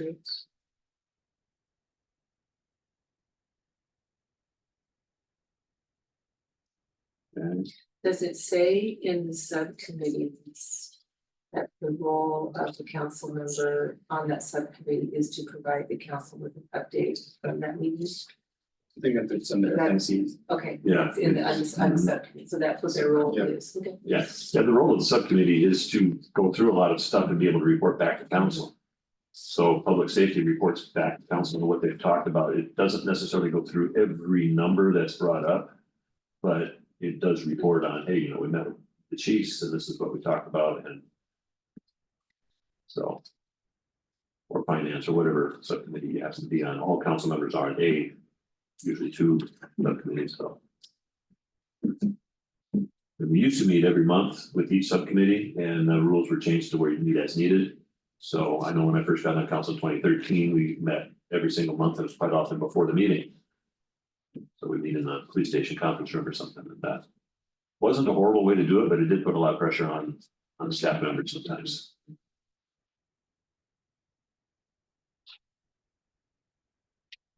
Okay, so we agreed on the change on paragraph 5.4, reports from council members to bring reports or updates. Okay. All right, election of mayor. Any changes on the election of mayor side?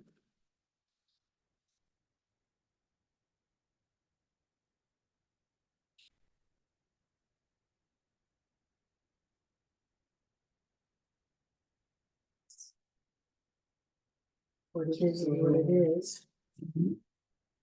Does it say anything about having to be majority? Well, everything's. Yeah, we see the majority of the Yeah. votes. Yeah, very low, yeah. Okay, No, this is an observation only. So in the cities that I've worked at, and I'm kind of a council meeting junkie, so I do watch them, but the mayor typically sits in the middle of the dais with the deputy mayor on their left or right side. And then the rest of the council kind of gets their seats. So that the, you know, the focal point is on the chair of the meeting. So is that something that maybe the council would consider rearranging that? The council has done that. I sit where I do so that I can look, and if there's a question, I can look one direction. I'm not accidentally, because typically a person's gonna look one direction, they're gonna favor looking one way or the other. And so I look one direction, somebody's got a hand up, I'm looking at the entire council as I go. If it were more of a horseshoe shaped dais, yeah, definitely, I'd wanna be in the middle and I can see everything. Great. This is relatively straight, and so I can look to the left and I can see all the council members. I can see if there's a hands up, I can see if there's a comment or somebody's confused. And also I was able to get clarification, like if the manager says, no, it says this right here, or this is what we're talking about, or point something out to me before I get too far down the line. Then they're able to get my attention right away. That's the reason behind where I am. But yeah, sometimes the mayor will sit in the middle. Previously they have, other times. I think Mayor Guerrero was sitting on the end, pretty much where I do, and I think it's right here as well. So for me, it's just a ease of visibility of council members. That's all there is to it.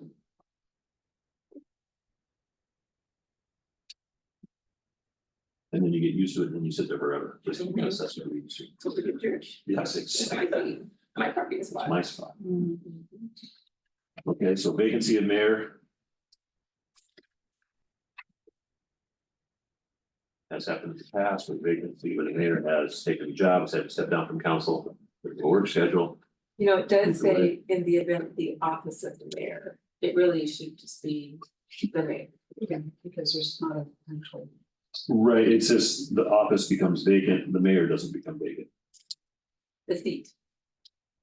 the seat of the mayor becomes vacant, let's do that.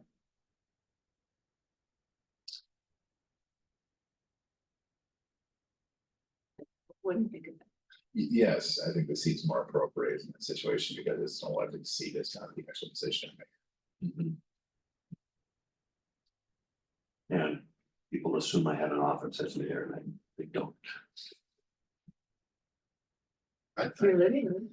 I think it's, I mean, it's just too complicated, Mayor. I mean, Which one, are we still on 5-6? oh, the vacancy, yeah, I thought we were. Really. No.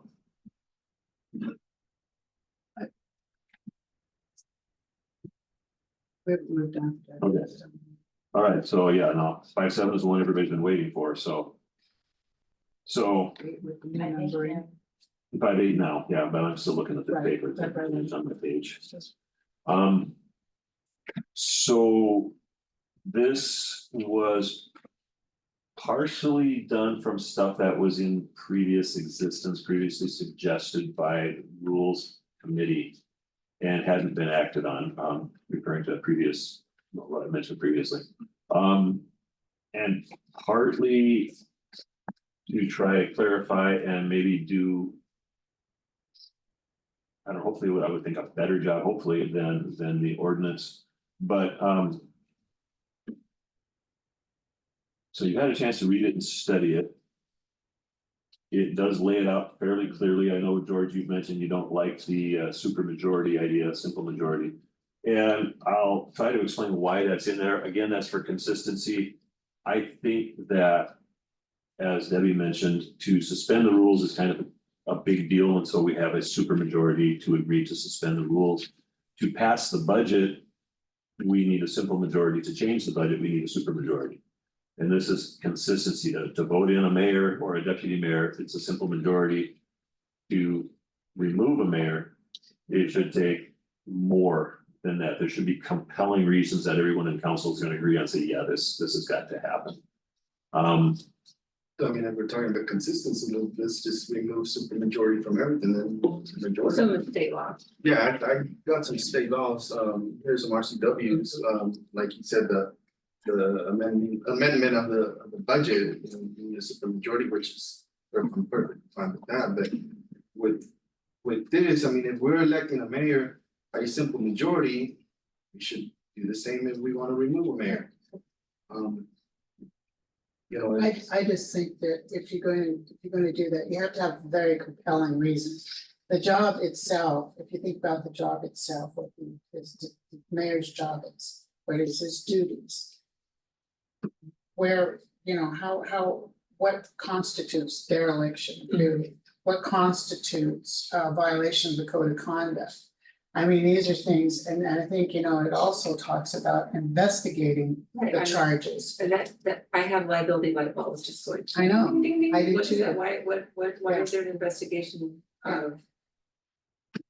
I don't know. I just why- think we should be more difficult to remove a mayor. We voted on the mayor, but I think if you're gonna remove one, I think you need to have very compelling reasons, and I think that's why the supermajority. I agree with the compelling reasons, yes, yeah, if there's compelling reasons, yeah, let's do it, but don't make it, you know, more difficult. I don't Make think it having a supermajority. supermajority is. So you're saying, 6 people. let's see here. So you're saying with the vote of no confidence, that would trigger the ad hoc committee? A simple majority would trigger the ad hoc committee to investigate? That's. Or what I also read. the ad That's hoc what I committee, read. it's just adding another layer now of complexity, right? I mean, now you have to select the committee, now you have to select the council members, it's just, it's complicated the way it sits right now. Well, it is, Should be, I think. I think. Yeah, I think it should be a little bit more. What's the word I'm looking for? Maybe complicated is the best word. It should be, you should have compelling reasons to. Yeah, That's your word Well, to. what are the duties first? What are the That's what- duties? That's What what are we the need duties? this. So what are the duties of the mayor? Let's go to the. Let's see here. Is to chair the meetings, basically, Basically, to chair the meetings, to make sure the agenda flows smoothly and keep order. So a dereliction of that duty would be. You don't attend the meetings, You to don't chair the follow meetings, you don't keep order, you let. Let the Maybe. meetings run amok, you know, it's. Don't Those, follow the agenda. I mean, the state law under our style of government with council manager, the mayor has no administrative duties whatsoever. Right.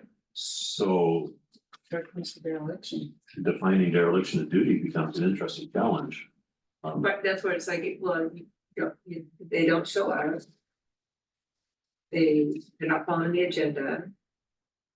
They are, They don't follow the rules and procedures. well, That's the the whole. rules of the procedures. Rules and are procedures. for the Applied to all. Yeah. They're for the Applied whole to all council to follow. council. So all So of it if, should- if a council member is not following the rules and procedures, then how does that council member get ousted? That council member would be ousted as a recall. That'd be different than. Right, but I mean, that's it, so now you're saying everyone gets to not follow the rules and procedures, because I would have to have a recall, but we're gonna now say the mayor and the deputy mayor are gonna be held to a different standard. And we're going to remove them from Because they their don't- seat. That's, I. That's a policy determination that's been made by the board here and what they want to do going forward on this. Legally speaking, you're not getting rid of the mayor as a member of city council, so recall is not required in this particular situation. The council elects their own mayor by a majority vote forward.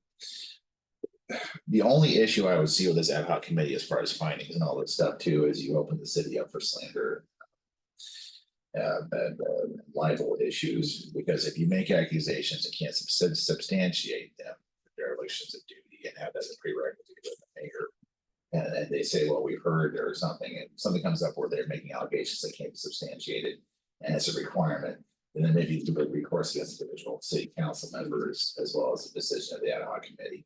Would we be able to put a statement in there that the council member acting on their own behalf, the city would not have to defend them? No, because if a decision was made by the city council based on the ad hoc committee situation, there was still be liability involved with that. Now, will there be damages as a result of that? It'd be hard to prove actual quantifiable dollar amounts in that. And just. This is just a side note, if the mayor were. Or deputy mayor were voted out, again, they just moved to a different chair. But I still have an opportunity during my council member report to say whatever I want. It's my report.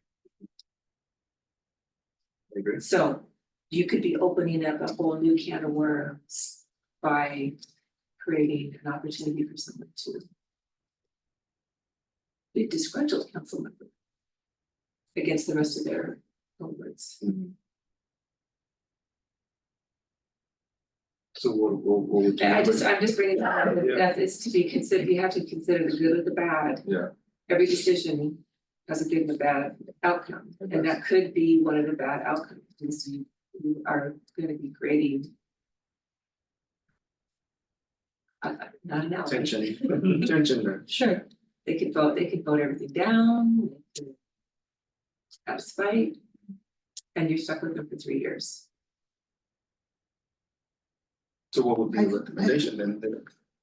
Well, I think, you know, first of all, I really think that if you're gonna tell me how they broke the code of, how, you know, the things that you're gonna say are going to be the reasons for removing the mayor, the person who's serving as mayor, back to just being a regular council person, then what was that? What was the breach? What was the breach? What was the code of conduct breach? What was the code of conduct, the dereliction? I mean, I think, you know, the council rules and procedure, the municipal code, anything to the state and federal, what you have to show what those are. You can't just say that he's derelict. You have to show what indeed the dereliction is. And I think that is something, you can't just say no confidence, you can't. Well, and that's covered in item 1 under here, the motion of no confidence. The motion must state specific reasons, including incidences, dates, times of violations of the code of conduct, council rules of procedure, Sunnyside Municipal Code, and other applicable state and federal law. So if you're gonna have a vote of no confidence in the mayor, you've got to be able to state the reason why this is justified. And so, and I think that needs to be clarified, and I think that's more fair to council and also to the mayor in question. And again, we're not talking about my situation here, we're talking about a mayor in general in the future or whenever. Or deputy mayor. Or deputy mayor, correct. So the reasons should be very clear. I think that's why Well, and I guess I would wonder, I'm sorry. no, I was just gonna say, and I think that's why the super majority vote is so important, is you have to be, it has to be compelled, and it has to be a more than, you know, it has to be a super majority. I just think it does. I'm in there, one question I have. Just kind of thinking. Back to my old news days, that if we, let's say we come up with a list of 10 or why that needs to be stated, let's say a mayor gets a DUI, or if this is with the theoretical public, if, you know, domestic violence, and, you know, there's a compelling reason that may not be within the framework of our rule book, and it doesn't represent the values of the city any longer, and you know, this is where I would have a problem with super majority, because let's say the mayor has a few friends on the, you know, but you know, there's definitely the community, you know, 1,000 people show up to say remove that person, and but so just putting it out there, like in that hypothetical frame. There was an incident of a DUI in here. Right, I remember that, and you know, so. I do, but anyhow, if there's those type of acts that are, let's say a, you know, mayor is just, or whoever deputy mayor is just consistently out there performing acts that don't conform with what, you know, that position should be a part of. Yeah, and although our mayor, the mayor and the deputy mayor position are theoretically ceremonial, but it does carry a lot of weight in the community. I mean, you're the ambassador of the city. I mean, there's no question about it. Right, So- members of the public do think that the Right. mayor has a lot more authority than he has. Absolutely. And quite often that comes from what you see on television or in the movies, where the mayor on TV is always the strong mayor. Right, And that's not the condition that we have here. but yet it's perceived, you know, and sometimes that perception is reality, but anyhow, because I always feel like even in our form of government, the mayor and the deputy mayor position, it does carry, you know, it's almost like the Queen of England, you know, she doesn't have authority, but boy, people, it's an important position. position. What I would, just to make sure everyone understands legally what they're incurring going forward in this situation, as far as liability goes. Any condition you place on the removal of mayor, as far as having ad hoc committees vote of no confidence, where it requires someone to make a factual assertion. Right. About that opens up liability for that individual council member or the ad hoc committee or anyone else that makes those factual findings. If they can't be substantiated, and it results in removal of office in that situation. Okay, so every level that you're adding in this situation creates that liability going forward. So on the flip side, then, let's say we say, you know what? The mayor's position and the deputy, it's ceremonial, the only thing they do is, their only responsibility is to conduct the meeting. So why not make it easy to remove that person? Well, why should there be a reason? Yeah, that was my reading of the law, is, and one of the RSC's understanding of the law as well, is that there is no codification in the RCW about removing a ceremonial Right. mayor and deputy. What cities have done and what has been upheld in court is that people place in ordinances. Bellevue has one, Tukwila has one, I think Spokane has one, where it just explains how a mayor can be ceremonially removed from that title, but still remain on council. Right, well, most cities do it in their rules, or Yeah. whatever they call their rules. There are some ordinances. And I guess I prefer it to be in the rules for a simple reason, because it's all in one place. We don't have some ordinance out there, some orphan ordinance out there in the weeds that it's all by itself. We've got it all in one document here. So I just think that streamlines our knowledge of what we have to do. So that's why I prefer it to be in the rules. So if we have some already rules in other cities, and MRC has, a number of, council rules and procedures or guidelines that they have on the website for use, can we not just see what other cities? We can do that. And instead of recreating, And just. this is what had been approved sometime before by a rules committee. Okay, so this was already in existence. This is just what was pulled together and thrown in this document. Yeah, we could definitely take a look at other cities. Again, it's another meeting that we're gonna have, but I think that would be a valuable meeting. We can look at other ways of doing that. We're talking about, we're talking about the future here. Right. How things proceed. Well, we want to do it right. And we want it to be correct. I want it to be a clean system and to work well. And I guess that would be like with the deputy mayor, but the deputy mayor's responsibility is to step in. If the mayor is not available. So their dereliction of duties would be, you don't step in. At this point, yes. I mean, You just don't show up for Right. whatever the chair. You're not there to step in ever. Just say, no, I don't want to So- do that. Because in the eyes of the state, yeah, the role of the deputy mayor and the mayor both are honorary, really, it's ceremonial. Well, to a certain extent, you still have to sign off on resolutions that are. run Correct. the meeting. And in the event you're not available. But that's defined by the city, it's not so much defined by the state, it's. No, it's a law in this situation. Oh, really? Okay. But also when you're signing off on those things, you're signing off as the representative, of the community, of the council of the Yes. whole. You're not doing it. Mayor, so-and-so has approved all of this. No, it's the council of the As whole. a representative council. So there. You also have the that- ability to approve emergency funds if necessary for Yeah. disaster For purposes. disaster or martial law or something like Something that, like but that, that's, but again, that, try to avoid that as much as possible. yeah, we don't want that. But I see that's the part where, with the items that are listed here, because under the no confidence of the chair, that's why I think that's. As you pointed out, there has to be an investigation of how and what and when and, yeah. If you're gonna throw somebody out there and say, I don't trust you anymore, you gotta say why. The person, I just think you do. Right, and so So the you ad hoc, just vote them out of office the next time it comes around. I mean, there's other ways. well, and the ad hoc committee kind of adds the whole burden of proof thing. Yeah, You're going to accuse somebody of doing something wrong, then be able to offer some proof. Okay, we want to do this for these dates. There's a burden of proof. Yeah, okay, and council says, all right, yeah, we agree.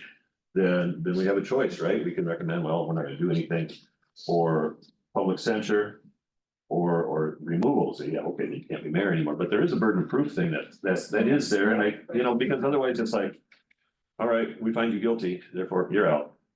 But, Guilty, but but, why? but wait, why? Right, and we already do have an RCW that says about missing meetings, then 3 meetings, you're done. Right, Unexcused, unexcused, yes. Unexcused. so that one's taken care I have a question. What happens then? Because it says with the meeting, minus the mayor, deputy mayor, and the mover of the motion. So, for example, if the counselor is the one with the proof or whatever, or They can, One that ask- the makes a ad hoc motion. committee can ask for the information from that other council. They're just not part of that committee. Okay. So there's 4 other council members that can be put on that committee, just not the person who made the motion. so what is that, so then it's the ad hoc committee's job to, Investigate. and then bring back to council, we've investigated and we make the recommendation that council Mhm. remove the mayor or Right, we so. found that the information was accurate or inaccurate or. Right, so, you know, they're charged with investigation into the alleged charges brought by the motion in the vote of no confidence. And then they're required to come back with a written report of its findings and recommendations to the full council in a open public meeting. Should the city attorney be part of that committee? That can definitely be added. What you want is one more thing to do. I'm just, I'm just concerned for liability, because I don't even know if this is something that WCIA is going to. They may not insure it. Right, yeah, it would be all out of our general fund budget. So, again, I don't wanna tell you which way to go on this, you make the policy on this, and this can all be enacted if this is what you wanna do, if this is a recommendation. Just be aware of the liability you're going to incur every time you make a factual finding of some sort, or require a board to make that factual finding. Going forward. I think there is gonna be a lot of liability, and like I said, we should research other cities what they. I think he's right. Should be there. I know the committee says here is operating not subject to the requirements RCW chapter 42.30 the Open Public Meetings Act. Can that finding be brought back to council in executive session as opposed to in a public meeting?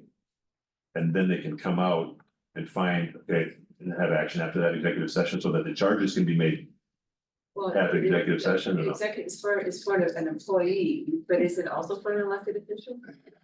I don't know if it applies to elected officials or not. Now, the other problem you run into is that the SMC requires all committees and subcommittees to be open to the public, subject to open. That's in SMC.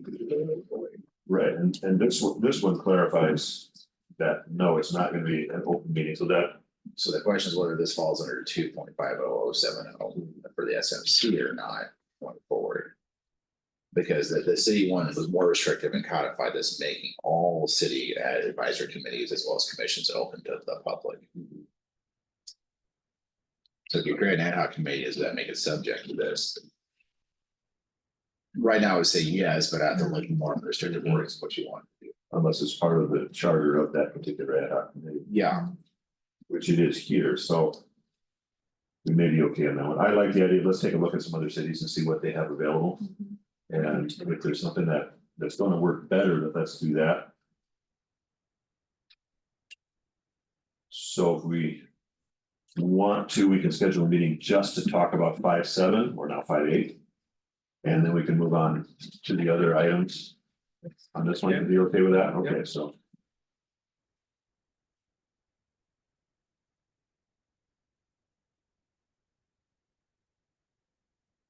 So there's 42.30.110. That's probably it. What's that? 42.30.110 talks about if there's a complaint against agency officials, employees can respond and attend to the next.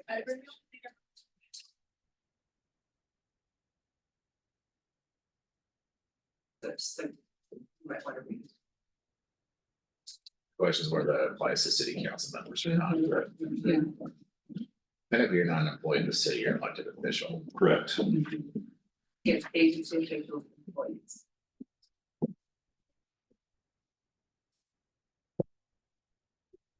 Bit of an interpretation of that agency official, what does that mean, so. All right, so let's make sure that we schedule another meeting, we'll get more information on that, and we'll look up other options, perhaps better options. And so if we're okay, we move forward to paragraph 6 or section 6, ordinances, resolutions, and motions. I mean, I want to resolve this.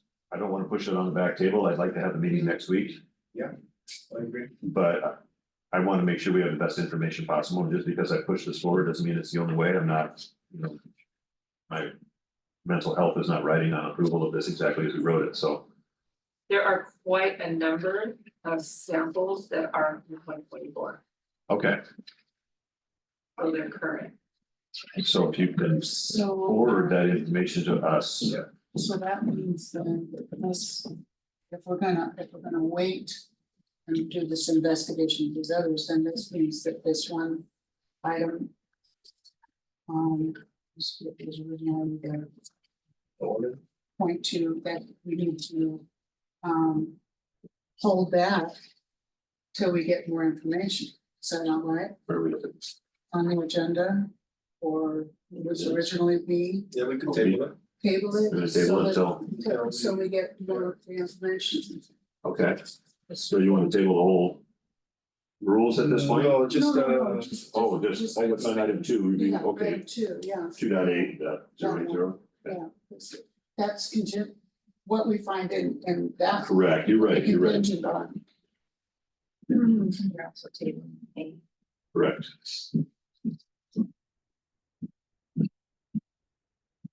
Sorry, my head's getting tired. are we going on to 6.1? Let's do, yeah, Yeah, let's see what how work our way yeah. as far through this as we can. So I had a suggestion, or maybe a question, is there a way? Ordinances, right, it's, they're a little bit more important than resolutions, ordinances, you can change the SMCs. The ordinances are laws. Yeah, the Right. laws. Yeah. Mhm. Is there a way to put on there? That they can't be presented during a suspension of the rules, and maybe if they have to be on the agenda. I think that we talked about that, about having that spot if somebody wanted to bring forth an ordinance. Or we were just talking an item for discussion. That can be, Part of the approval of the that could agenda. be part of the approval of the agenda, But it would so have. that an ordinance would be brought forward only if it had been approved on the agenda by the beginning of the meeting. All vetting and all that sort of thing. Well, that way, then there's not that confusion as to, okay, we're being presented an ordinance and now we don't have the information because it's being brought forward the same day or. Right, the same day you're required to vote on it, Yeah. then you've got, and you haven't had time to research. Right. And we want the attorney to look at it too. Mhm. So, yeah, so if we vote to approve the agenda and somebody says, I want to add an ordinance to it, and the attorney looks at it and says, yeah, that one's not ready yet. Then, yeah, they could get that. So leave it the same as is, or do we wanna write it up differently? So one of the rules that I'm just reading, it just talks about ordinances, preparation of ordinances, all ordinances shall either be prepared by or submitted to the city attorney for review prior to presentation. So which is what the city attorney should have eyes on every ordinance before it goes to council.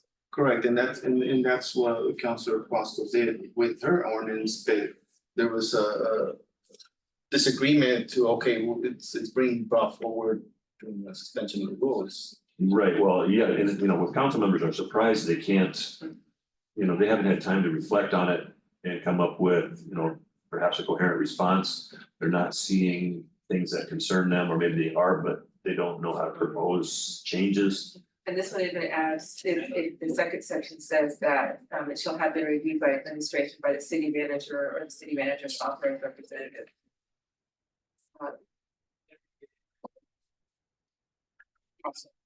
City manager is, again, we don't want something contradictory going to council without the city manager. I mean, because the city manager's job is to run the day-to-day operations of the city. Yeah. And so for a council member to introduce an ordinance that changes that they're kind of getting out of their lane. and moving it to the city manager's lane, and that's because their councils are policy makers. And that's why I would like to see wording where, okay, if you're gonna introduce an ordinance, let it through a workshop first. Or in the study session, or The RCW does provide for a cooling off period with passage of ordinances as well, so ordinances aren't enacted into law until 5 days after publication. And what that provides for is an ability for legal counsel or the state to review this to make sure it's constitutionally accurate, as well as doesn't violate any existing case or statutes. And do we have a severability clause in our ordinances? We should, yeah, For what? severability meaning any portion of this is deemed illegal or not constitutionally stricken without affecting the rest of the ordinance. so I'd like to change in the language, I'd like for us to, what was that? Oh, it was pointed out that number 6, Where it says 3 days, right? yeah, It that's should have not, 5 days. it should say after publication. Oh. Okay. Yeah, we'll make that change. And For this 5 as, you days. know, and I think, just as you remember that the Sunnyside Sun now only publishes on Wednesdays. I think Jeff gives our deadline to get stuff there by noon on Monday.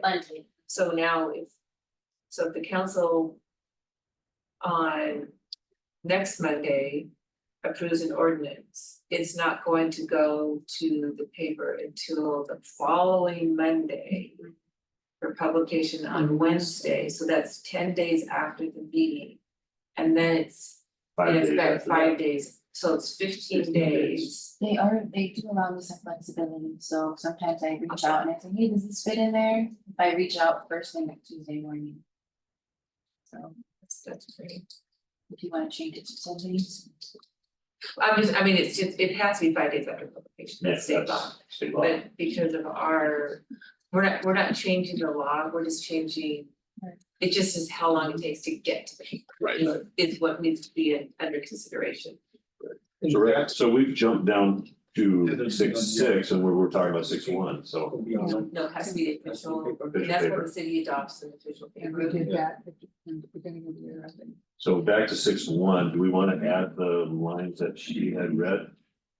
That it has to go through the attorney first, or at least do we want to add the line that has to go through the study session first? I mean, I would say that it goes to the attorney first and then present it to the study session. And or city manager? We want to add both of them in I there? think maybe both. Both city attorney and city manager. Yeah, is this like it suggested, this is gonna change ordinances or laws, so if it's gonna change something, certainly the city manager, I don't know, what are we changing here?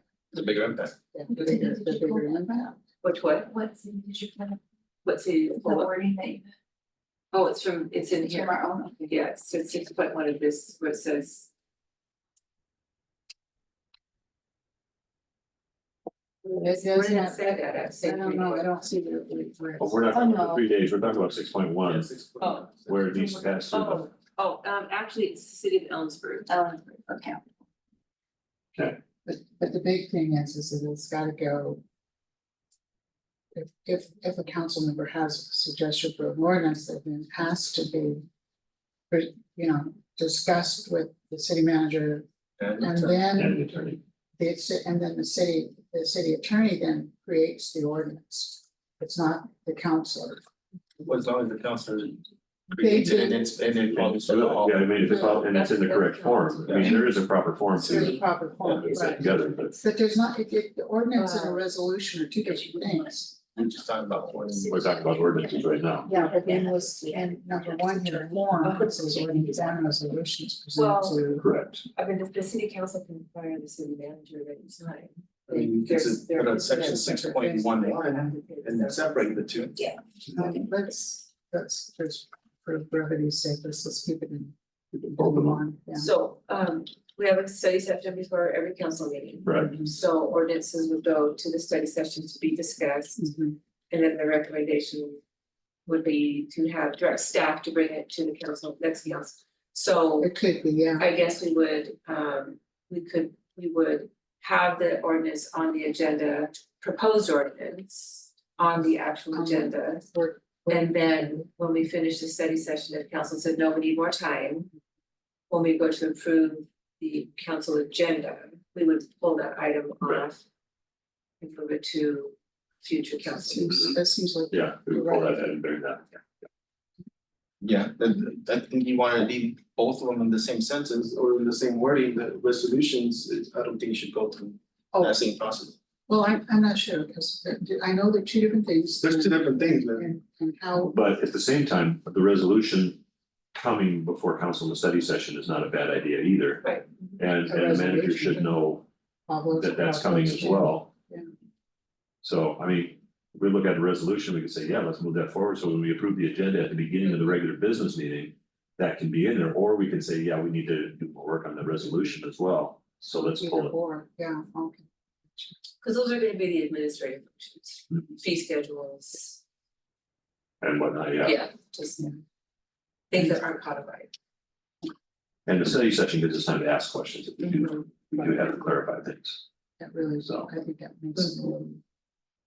And, yeah. Okay, so recording of votes.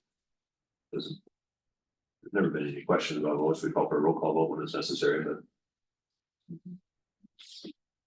And a tie vote is defeated. The numbering of ordinances.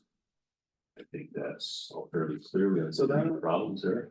That also had some changes. 6-4. No, 6-4, no, never mind. Looking at the- okay, 6-5, ordinance passage procedure, when passed by the council, ordinance shall be signed by the presiding officer. That would be the chair. You want to change that back to the chair? Cheating on that. Yeah. Cause it could be the deputy mayor Correct. or whoever's. Perhaps, whoever the chair- yes, exactly. And attested by the clerk shall be immediately filed and therefore preserved in the office of the clerk. Presiding officer fails for 10 days to sign the ordinance shall become valid with or without his signature, or per RCW 358910. And what about the attorney's signature? Okay, that's a good question. And that needs to be Typically in. ordinances do Have have to be the signed by both. You're right. printer. We need wording stating that. Probably. Fails for 10 days. If So we- usually the clerk will sign it after the presiding officer and city attorney, Yeah. because she's attesting to those signature. Can we just say chair or city attorney? And And. Testified. And. signed by the presiding chair and city attorney. Okay, so if the chair and city attorney fail for 10 days to sign the ordinance, it shall become valid without his or her signature. And that's. And that's correct. Is that correct? Yes, that is correct. And the RCW is correct as well? Yes, After it's been approved. yes.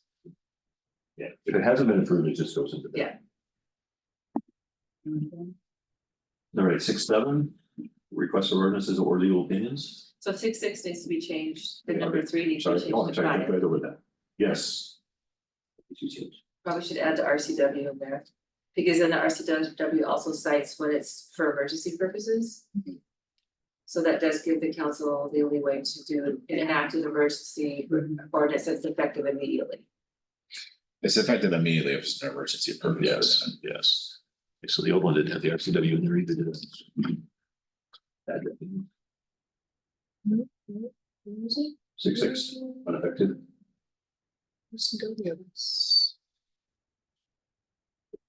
Oh, well, Either one. 6-7 kind of addresses the ordinances.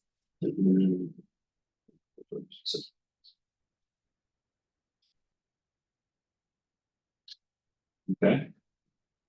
So does that make some of what we've done redundant?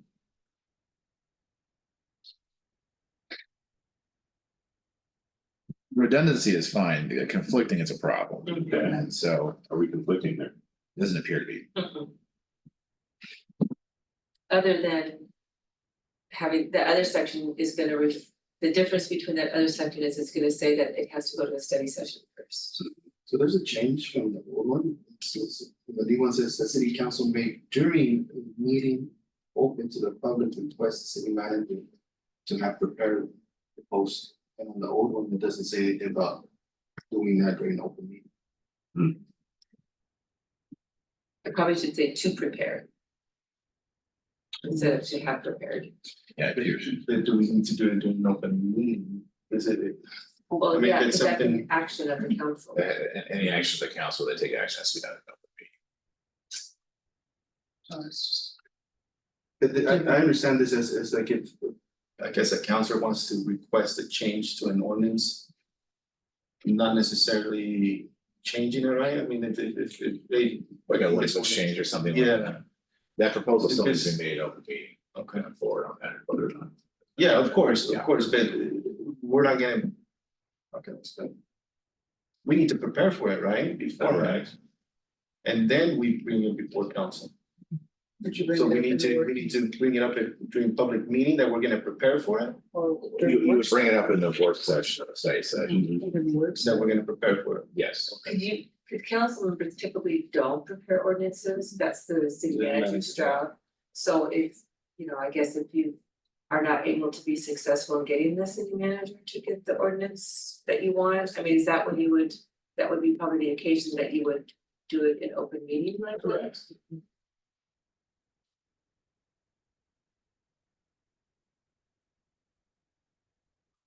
I think that's one of the concerns that.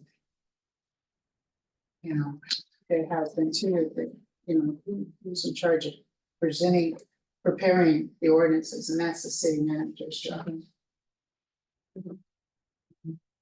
As the chief executive That's the officer chief of executive officer of the city to make sure that the operations are working in accordance with the use. Mhm. And council members can request some changes, suggest those changes, I think, you can look at the ordinances and say, this one isn't working anymore, maybe we should change the language. It's not different than what we're doing here, but it does need to be. Where you go into the study session, and say, hey, I have a problem with this ordinance, so the language isn't right, can we talk about making some changes to this? And then the manager can go to work on that, it doesn't necessarily have to come up in a business meeting immediately afterwards. So, See, that was what we did quite a lot of that. The council did quite a lot of that last year. It seems like there were a lot of ordinance. So what we were doing last year Yeah, and the year well, before, with the permits and was- stuff like that. we were looking at the SMC and saying, all right, stuff is scattered in all sorts of different chapters, and the fee schedule was the big one. Where, you talk about building permits, it's in the building section, you talk about something else, it's in a different section, signs are over here, now we have a section where it's all fees. That way, when we decide to change the fees, they can be done, they can go the right way, they don't have to search through the ordinance to find all the different fees, they're all in one section, They're in a resolution now, a resolution. and they don't have to be codified. Right, and it's a lot easier to change them because of that, Because of That's that, cheaper, Right. because we don't have to pay for codification. right? So the goal was to simplify things, make it easier, and it's been several years process, I mean, We're every still- year that we're I've still been on, working on it, yeah. we've done some of that, and that's something we're always gonna have to do, it's always gonna be a process. To Yeah. improve and change, state law changes. Interests change, so that we have to continue to stay abreast of that. And adopting by reference has the same legal requirement as it was written in the code itself. And there's a lot of cities that have their rules or council conduct are resolutions. That they're referenced in the code. And then, because all this will have to be codified. Um, To the code. double check that one, because the city ordinance ends referring to the council rules of conduct, but it doesn't have anything more after that. So. you But we might- do have some, this is all going to go into the code. Okay, So well, other cities would have this in there as a resolution. okay, And but I would, it would reference Okay. council rules or code of conduct. City council shall adopt by resolution, code of conduct, and will follow and be. Whatever legal words we have in there that say this resolution is the governing document. okay, because Two ways you can do that. I don't understand that this is part of the SMC. Yeah, this ordinances will get codified. Oh, not ordinances, I'm talking about rules of conduct. The rules of conduct have to be codified as part of the SMC. Oh, we are but doing, okay. They're not put into the SMC, but they're referenced and Mhm. have to have a reference of where it's available to be reviewed, Okay, the situation. okay, So rules of conduct as adopted on such and such date with a reference number and then available. and then these rules of procedure, the same thing. Very good, well, there we are. Jackie, is it currently on the website? The code of conduct, yes. The Yeah, rules rules of of procedure procedure are not. Those are And they're not on the website, they could be, I'd like to see that change. Yeah. It happens. Because there are statements of citizens' rights in there as well, so the citizens should be able to easily access They it. should have access to it. I I'll couldn't find it. find. I was looking for it this morning. I Okay, remember this any morning. more on that subject? Okay, so. All right, item 7, creation committee, boards and commissions. Oh, we moved to 7. 7, yeah.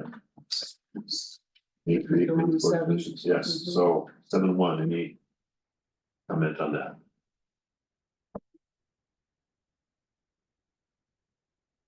So does the council want to have?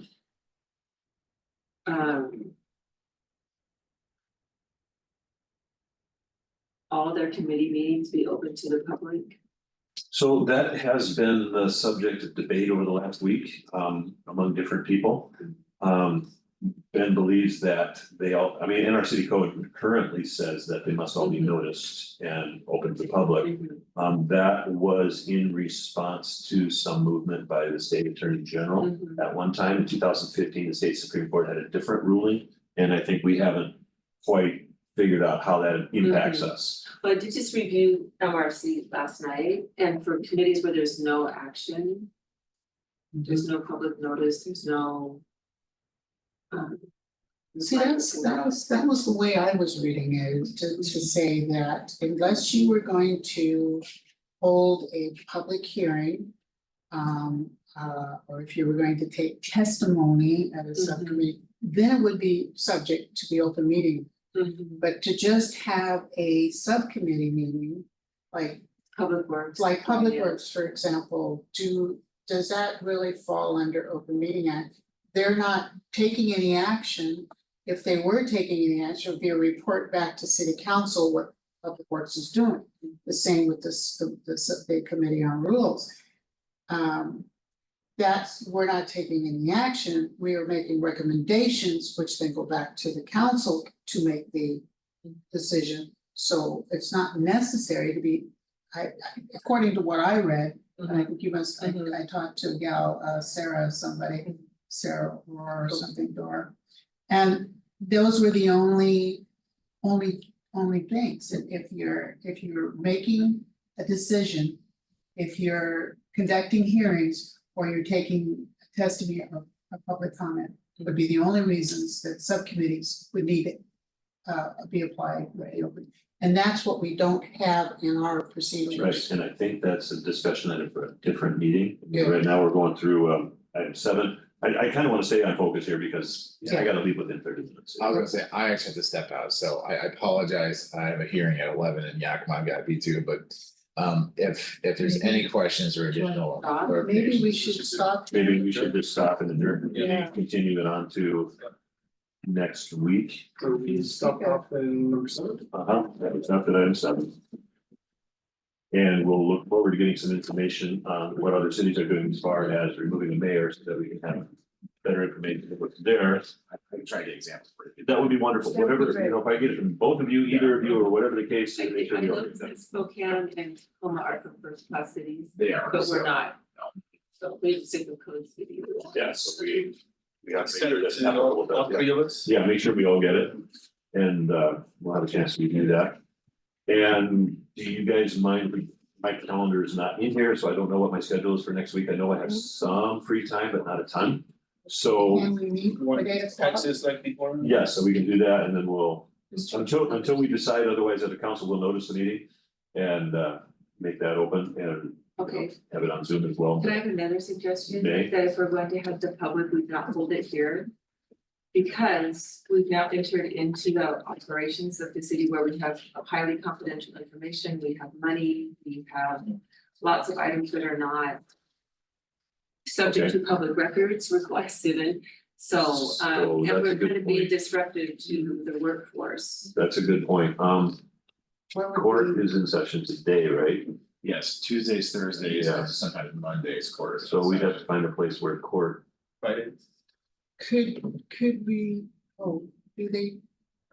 Is Do it they- possible to, I don't know, Tuesdays and Thursdays are docket days, so they go till They go, 5 sometimes, and then they're at 10. Is there a way to? is there another room or another place where we can hold it? I mean, it's got a smaller. There's downstairs, but it's not ADA accessible. I don't know if the fire department has a conference room that They they. do actually. They have a We training. could do that. We could do it. Is it set up for Zoom? I'm sure it is. They're doing training there. They're not bringing in. They have a small camera, I'll check with Annette, she always has been in there, Sunday or Tuesday, so I'll double check to see what her footage looks like and her sound. And Okay, Maybe you just take a recording camera. yeah, we can go there if that's not gonna Well, cause. in that the much needs to trouble. be noticed, but we're gonna Yeah. hold off on that part. Yeah, I need to get a look at my schedule and then we can schedule the time because I wanna make sure we have enough time to do this. I mean, Yeah, we've been Can here for a we- while too. can we start at 8 o'clock? Whatever. I'm happy. If you guys, Happy? if you guys are happy with 8 o'clock, George, you like that? Yeah, it gives us the rest of our day to get stuff, cause I It got, works for me. Yeah, except Thursday. Okay, And then Any can you other send me day. The word version I of will, this, I will try to get that to you. thank you. I gotta see what phone I have saved on my actual. That's where I did the work. If you don't have a printer. Then I send it to my signature. And I send it. But I know it's all I need. I thank you guys for being here. Oh, yeah, I've noted it on my pen. Okay, okay. Right, and then it's. Just the mouse, the mouse wasn't working, so I just gave up on them. I can do that. Oh, gosh. I don't know. To the cat. No. Can you adjourn? Really happy to have people who are really. My about concern is I say- on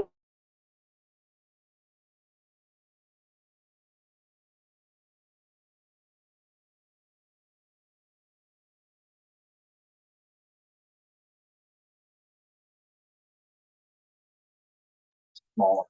So if there's no objection, meeting adjourned. Thanks, guys. Sorry about that. Thanks, Teresa.